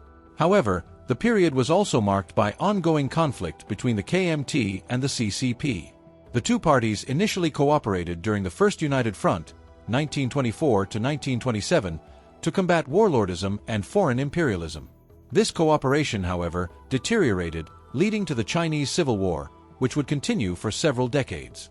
Overall, the years between 1900 and 1929 were a time of significant transformation for China, characterized by the fall of the Qing dynasty, the establishment of the Republic, the struggle for national unity and modernization, and the rise of competing political forces. The era set the stage for further developments and conflicts that would shape China's trajectory in the 20th century. Between 1916 and 1928, China experienced a period often referred to as the warlord era or feudal rule, characterized by fragmentation and conflict among regional warlords who wielded significant power across the country. This era followed the fall of the Qing dynasty and the establishment of the Republic of China, which struggled to achieve central control over the diverse and fragmented political landscape. After the death of Yuan Shikai in 1916, the Republic of China faced a power vacuum and a lack of strong central leadership. Yuan's attempt to establish a new dynasty and declare himself emperor had failed, leaving the central government weak and divided. This vacuum allowed various warlords, who controlled different regions of China, to assert their dominance. During this period, the country was effectively divided into territories ruled by these warlords, each with its own military and administrative apparatus. The warlords were often former military leaders or regional strongmen who capitalized on the instability and the central government's inability to maintain order. These warlords engaged in frequent conflicts with each other, both to expand their territories and to consolidate their power. The constant warfare and shifting alliances contributed to a chaotic and unstable political environment. In addition to the internal strife, the period saw the continued influence of foreign powers in China, who exploited the political fragmentation to further their interests. Various foreign powers, including Japan and Western countries, maintained their economic and political footholds through concessions and unequal treaties, which continued to undermine China's sovereignty and development. Amidst this chaos, the struggle for national unity and reform persisted. The Nationalist Party, Kuomintang or KMT, led initially by Sun Yat-sen and later by Chiang Kai-shek, sought to unify China and end warlord rule. The KMT faced significant challenges in this endeavor, as it had to navigate complex alliances and confront powerful regional leaders. The period of warlord rule was marked by efforts to implement local reforms and modernization initiatives by the warlords, though these efforts were often limited and focused on consolidating their own power rather than achieving national progress. The lack of a unified national policy and the focus on regional control hindered broader efforts to address China's economic, social, and political issues. In the late 1920s, the situation began to change with the success of the Nationalist Party's Northern Expeditions, which were military campaigns aimed at defeating the warlords and unifying China under a central government. Chiang Kai-shek, who had become a prominent leader within the KMT, played a crucial role in these campaigns. The expedition succeeded in significantly reducing the power of the warlords and established a degree of central authority, leading to the formation of the nationalist government in Nanjing. This period of warlord rule between 1916 and 1928 was a critical phase in modern Chinese history. It highlighted the challenges of nation-building and the struggle to establish effective central authority in a country deeply divided by regionalism and external pressures. The eventual success of the Nationalist Party in consolidating control marked a significant shift towards greater political stability and the beginning of a new chapter in China's modernization efforts. In the early 20th century, nationalism emerged as a powerful and transformative force in China, driven by widespread discontent with imperial rule, foreign domination, and the quest for modernization and national sovereignty. This period witnessed the rise of various nationalist movements and ideologies that sought to reshape China's political landscape and identity. The decline of the Qing dynasty, coupled with the pressures of foreign imperialism, created a fertile ground for nationalist sentiments. The late 19th and early 20th centuries were marked by the increasing influence of Western and Japanese powers, who exploited China's vulnerabilities through unequal treaties and territorial concessions. This exploitation fueled a growing sense of national humiliation and the desire for a unified and sovereign China. The collapse of the Qing dynasty in 1911 and the establishment of the Republic of China were significant milestones in the rise of Chinese nationalism. The 1911 revolution, led by figures like Sun Yat-sen, aimed to overthrow the imperial system and create a modern, democratic republic. Sun Yat-sen's three principles of the people, nationalism, democracy, and the people's livelihood, became foundational ideas for the new republic and reflected the broader nationalist aspirations of the time. The early years of the republic, however, were marked by political fragmentation and instability. The warlord era, from 1916 to 1928, saw China divided among regional warlords who controlled various territories, undermining efforts to establish a unified and effective central government. During this period, nationalism continued to evolve, with various factions and leaders advocating for national unity and sovereignty. The May 4th movement of 1919 was a pivotal event in the development of 20th-century Chinese nationalism. Triggered by the Chinese government's weak response to the Treaty of Versailles, which awarded Chinese territories to Japan, the movement was a broad-based protest against imperialism, traditionalism, and the failure of the Qing government. It was characterized by mass demonstrations, intellectual and cultural reform, and a push for national rejuvenation. The movement gave rise to new political ideologies and cultural ideas, including radical nationalism and anti-imperialism, and played a crucial role in shaping the political landscape of the time. During the 1920s, the Chinese Nationalist Party, Kuomintang or KMT, under Sun Yat-sen and later Chiang Kai-shek sought to unify China and end the warlord era. The KMT's efforts to consolidate power and implement reforms were part of a broader nationalist agenda aimed at modernizing the country and restoring its sovereignty. The Northern Expeditions, led by Chiang Kai-shek, were a series of military campaigns designed to defeat the warlords and unify China under a central government. The success of these expeditions helped to establish the nationalist government in Nanjing and marked a significant step towards national unity. Throughout the first half of the 20th century, Chinese nationalism was driven by a combination of anti-imperialism, desires for modernization, and aspirations for national sovereignty. The period saw the emergence of various political and social movements that sought to address the challenges facing China and reshape its future. The struggle for national unity, modernization, and resistance to foreign domination defined the era and laid the groundwork for the complex political dynamics that would continue to shape China throughout the 20th century. Mao Zedong's rise to prominence was a gradual process marked by his involvement in revolutionary activities, leadership within the Chinese Communist Party, CCP, and his role in shaping the direction of Chinese politics in the mid-20th century. Mao's political journey began in the early 1920s when he joined the Chinese Communist Party, which was founded in 1921. Initially, Mao was influenced by Marxist and Leninist ideas but gradually developed his own interpretation, emphasizing the role of the peasantry in revolution. His early work focused on organizing rural areas and establishing communist cells in the countryside. In the late 1920s and early 1930s, Mao's role within the CCP became more significant. During this period, the Chinese Communists faced significant challenges from the nationalist government led by Chiang Kai-shek. The KMT's campaigns against the Communists, known as the encirclement campaigns, were aimed at eradicating communist influence.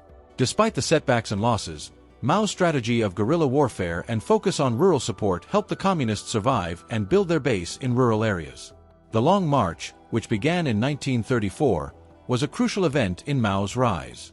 Facing encirclement and defeat by KMT forces, the CCP undertook a strategic retreat to the north, covering thousands of miles over harsh terrain. The Long March was a significant test of endurance and strategy, and Mao emerged as a key leader of the communist forces. The march not only solidified Mao's position within the CCP but also became a symbol of communist resilience and determination. During the Japanese invasion of China in the 1930s and 1940s, the CCP adopted a strategy of cooperation with the nationalists to combat the external threat. Mao's leadership and the CCP's ability to present themselves as defenders of Chinese sovereignty helped to increase their popularity and support among the Chinese people. The period of the Second Sino-Japanese War, 1937 to 1945, was also marked by the expansion of communist influence in rural areas and the establishment of base areas where Mao's policies and strategies were implemented. The end of World War II saw the resumption of the Chinese Civil War between the communists and the nationalists. Mao's leadership during this period was instrumental in the communist victory. His strategies, including guerrilla tactics and mobilizing peasant support, proved effective against the nationalist forces. The CCP's ability to present themselves as the champions of national unity and social justice further strengthened their position. In 1949, the Chinese Communist Party emerged victorious in the Civil War, and Mao Zedong proclaimed the founding of the People's Republic of China. As the new leader of the country, Mao implemented a series of sweeping reforms aimed at transforming Chinese society. His leadership was characterized by a focus on socialist ideology, land reforms, and efforts to industrialize China. The early years of Mao's rule saw significant social and economic changes, including the collectivization of agriculture and the launch of ambitious projects like the Great Leap Forward. Mao's rise to power was marked by his ability to adapt Marxist-Leninist principles to Chinese conditions, his strategic acumen, and his capacity to mobilize mass support. His leadership transformed China and left a lasting impact on the country's political, social, and economic landscape. During World War II, China was heavily impacted by the conflict, both as a battleground and as a key player in the broader struggle against the Axis powers. The war in China began with the Japanese invasion in 1937, which marked the start of a prolonged and devastating conflict for the country.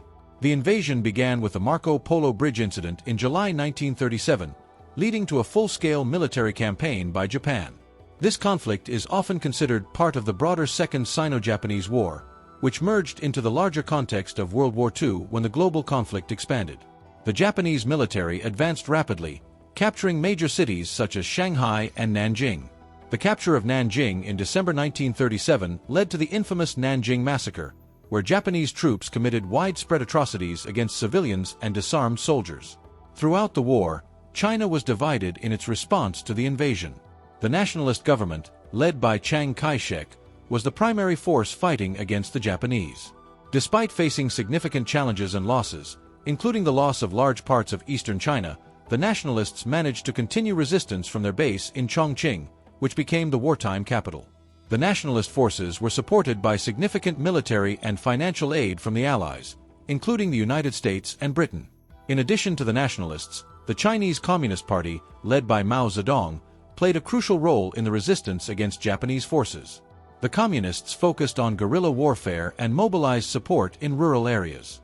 They were able to expand their influence during the war and presented themselves as strong defenders of Chinese sovereignty.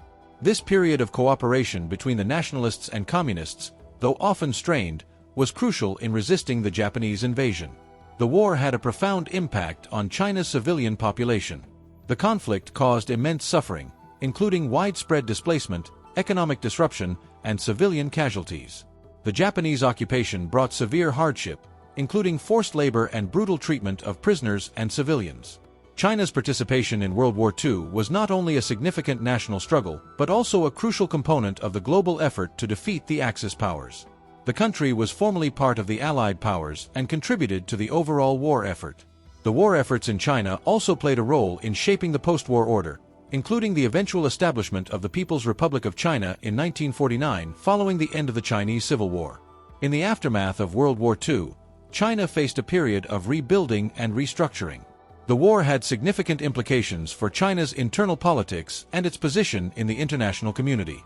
The experiences of the war, combined with the ongoing civil conflict, set the stage for the major political changes that would follow in the coming years.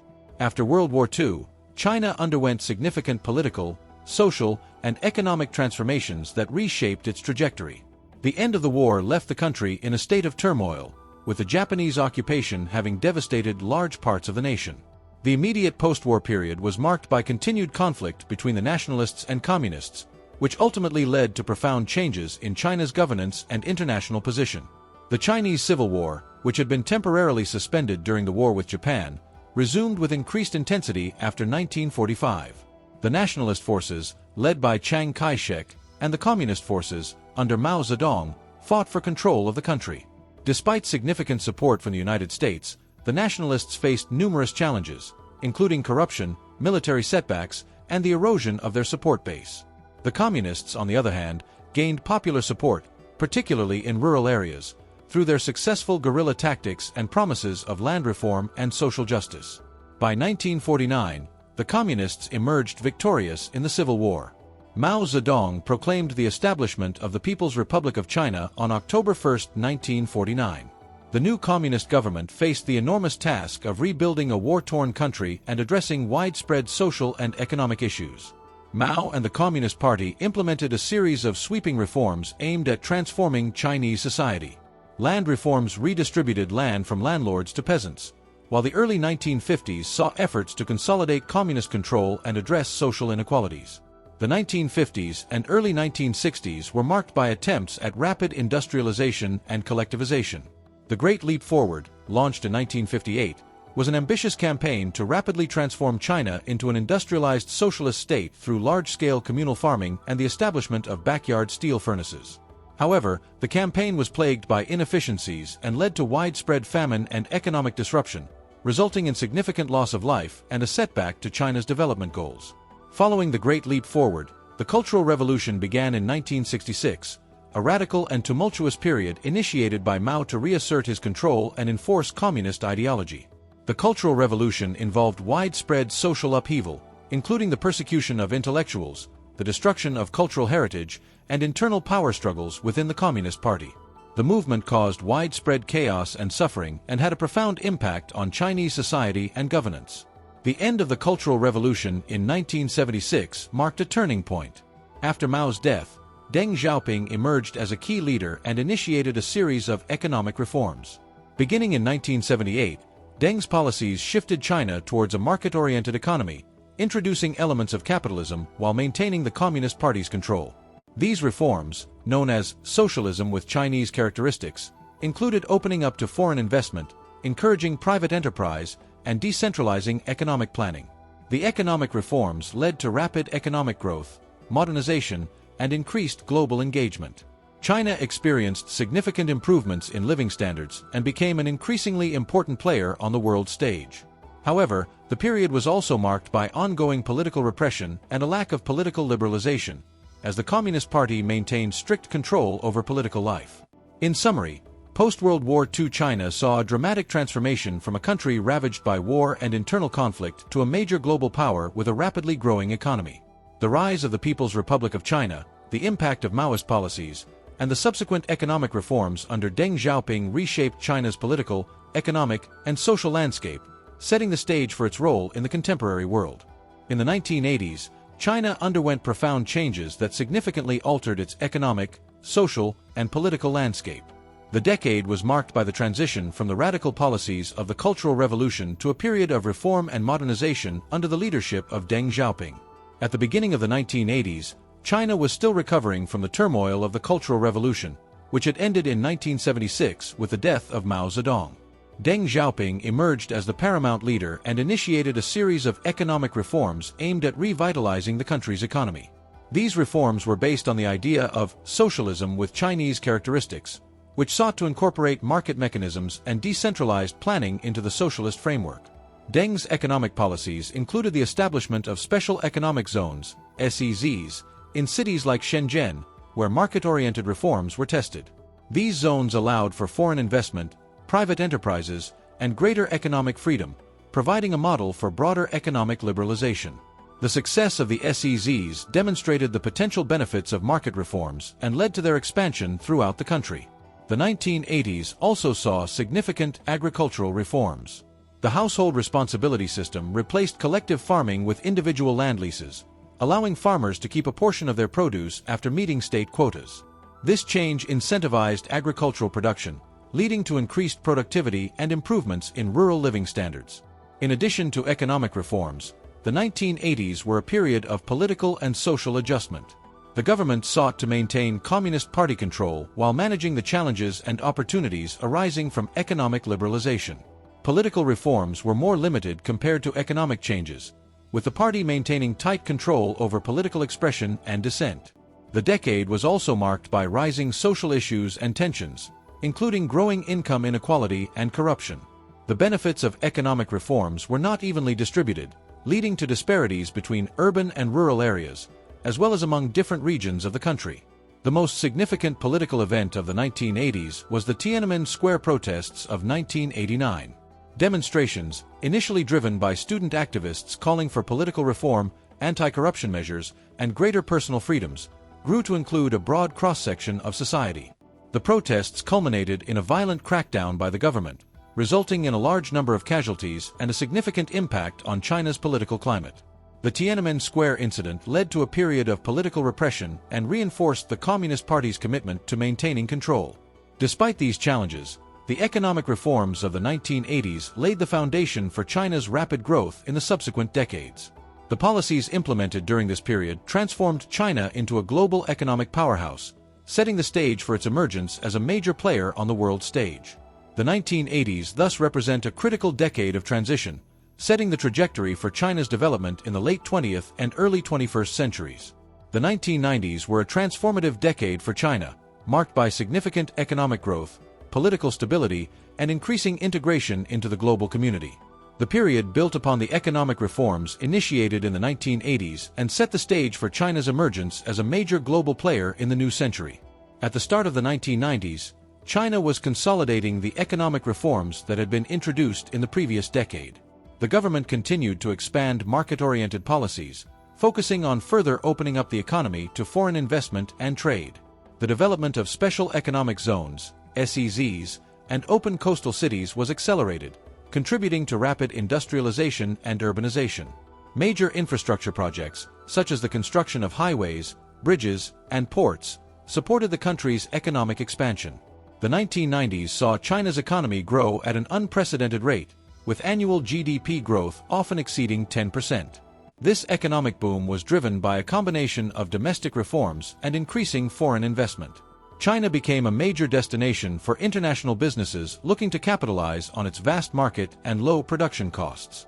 The rapid economic growth led to significant improvements in living standards for many Chinese people, though it also exacerbated regional and income disparities.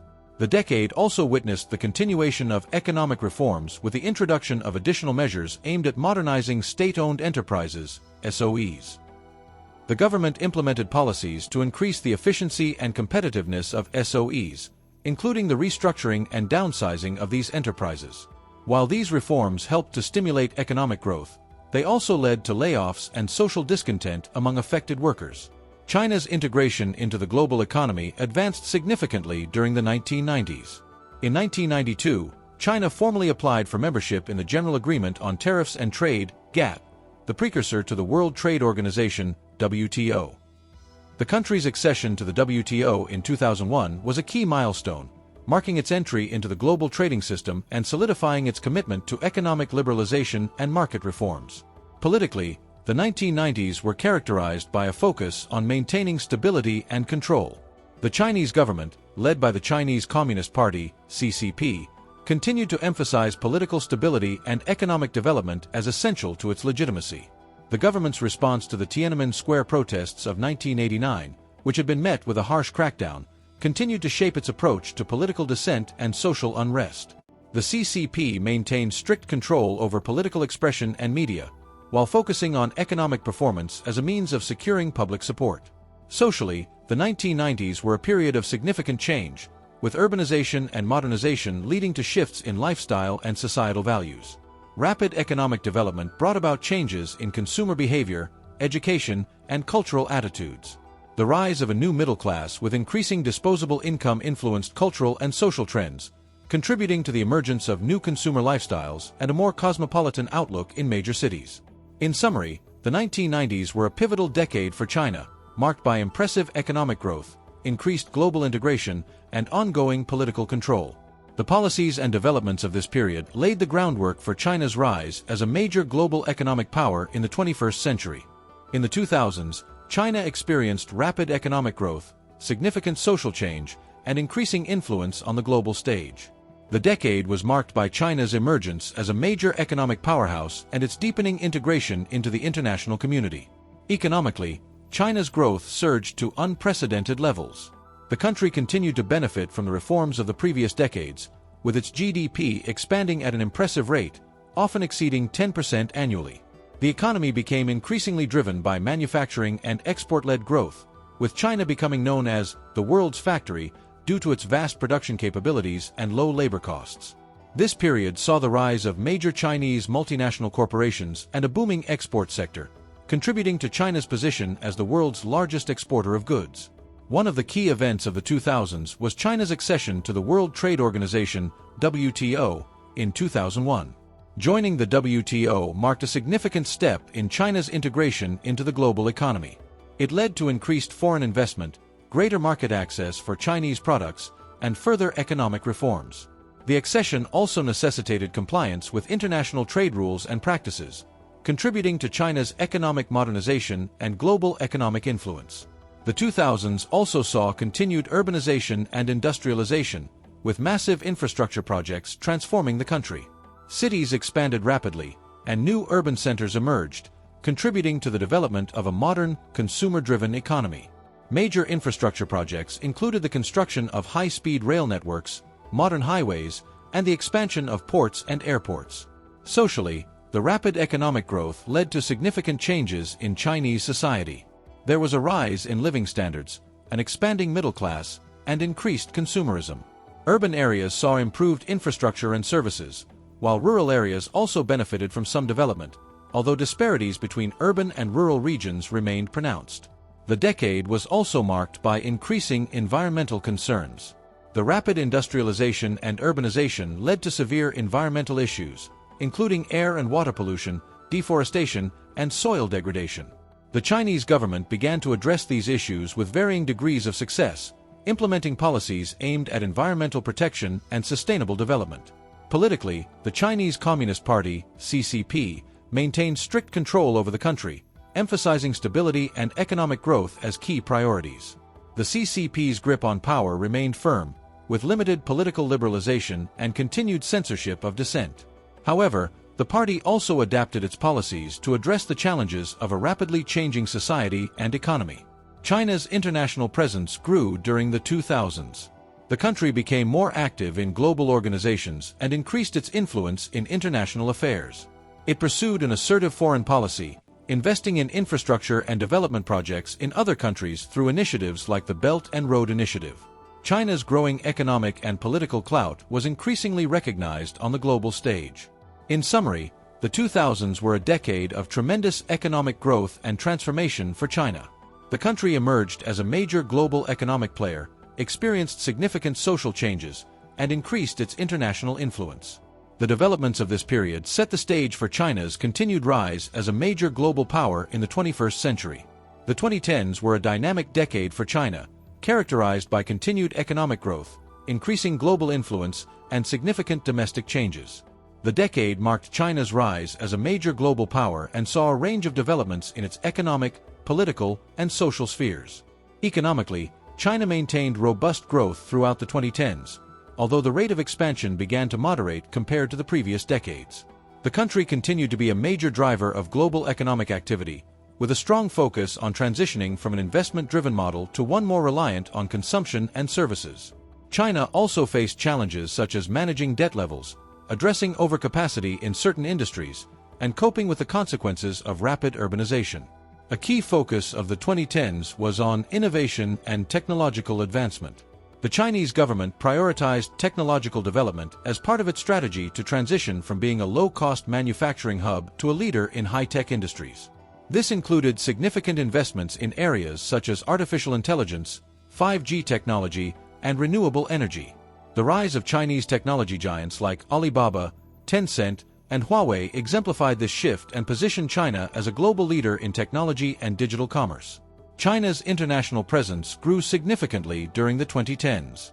The Belt and Road Initiative, BRI, launched in 2013, became a major aspect of China's foreign policy, aimed at expanding trade and infrastructure links across Asia, Africa, and Europe.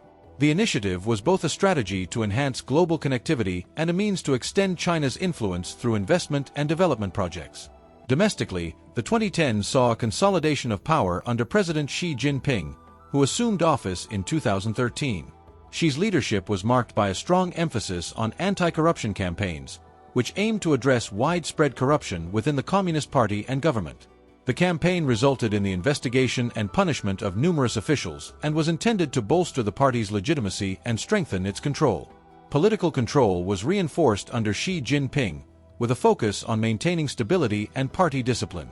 Xi's administration also emphasized nationalism and the promotion of Chinese values and interests on the global stage. The centralization of power and the removal of term limits for the presidency in 2018 allowed Xi to consolidate his leadership role further. The 2010s also saw growing social challenges, including concerns about income inequality, environmental pollution, and human rights. Despite significant economic progress, the disparity between urban and rural areas remained a notable issue. Environmental degradation, such as air and water pollution, continued to be a concern, prompting increased efforts by the government to address these issues through environmental policies and regulations. In terms of international relations, China faced increasing scrutiny and competition, particularly from the United States. Trade tensions and geopolitical rivalries became more pronounced, with the US and China engaging in a trade war that began in 2018. This period of economic conflict highlighted the complex and often contentious nature of China's relationship with major global powers. In summary, the 2010s were a period of significant transition for China, marked by continued economic growth, increasing global influence, and evolving domestic policies. The decade set the stage for China's role as a major global power in the 21st century and reflected both the opportunities and challenges associated with its rise on the world stage. The 2020s began with China continuing its trajectory as a global economic and political powerhouse while facing new challenges and opportunities. The decade has been marked by a range of significant events and trends, reflecting the complexities of China's role on the world stage and its domestic developments. The COVID-19 pandemic, which began in late 2019, had a profound impact on China in the early 2020s. The country was the first to experience and respond to the outbreak, with strict lockdowns and extensive public health measures implemented to control the spread of the virus. China's initial success in containing the virus was noted globally, but the pandemic also had significant economic and social implications. The economic impact included disruptions to supply chains, shifts in global trade patterns, and changes in consumer behavior. China's economic recovery from the pandemic was relatively swift compared to many other countries, driven by a combination of domestic stimulus measures and a rebound in exports. Domestically, the Chinese government continued to focus on economic restructuring and innovation. The 14th Five-Year Plan, which outlines China's development goals for the period from 2021 to 2025, emphasizes technological advancement, environmental sustainability, and the pursuit of high-quality economic growth. Key areas of focus include the development of advanced technologies, such as artificial intelligence and quantum computing, and efforts to achieve carbon neutrality by 2060. China's global influence has continued to grow, with a strong emphasis on asserting its role in international affairs. The Belt and Road Initiative, BRI, has expanded further, with China seeking to deepen its economic and strategic ties across Asia, Africa, and Europe. The initiative aims to build infrastructure, promote trade, and increase connectivity, though it has also faced criticism and scrutiny from some countries concerned about debt diplomacy and geopolitical influence. The geopolitical landscape has seen increasing tensions between China and other major powers, particularly the United States. Issues such as trade disputes, technological competition, and differing views on global governance have contributed to a more competitive and sometimes contentious relationship. The US-China rivalry has impacted global supply chains, technology sectors, and international diplomatic dynamics. In terms of domestic policies, the Chinese government has continued to reinforce its control and stability. The 2020s have seen further centralization of power under President Xi Jinping, with ongoing emphasis on anti-corruption measures, party discipline, and national security. The implementation of the national security law in Hong Kong in 2020 marked a significant shift in the region's autonomy and governance, leading to international criticism and concerns about the erosion of freedoms in Hong Kong. China has also faced ongoing social and environmental challenges. The government has been working to address issues such as air pollution, water scarcity, and rural-urban disparities. Environmental policies and initiatives aimed at achieving carbon neutrality and promoting green development have been central to China's long-term strategy. In summary, the 2020s have been a period of significant change and adaptation for China. The country has navigated the complexities of a global pandemic, pursued ambitious economic and technological goals, and asserted its influence on the international stage. At the same time, it has faced internal and external challenges that will shape its future trajectory in the years to come.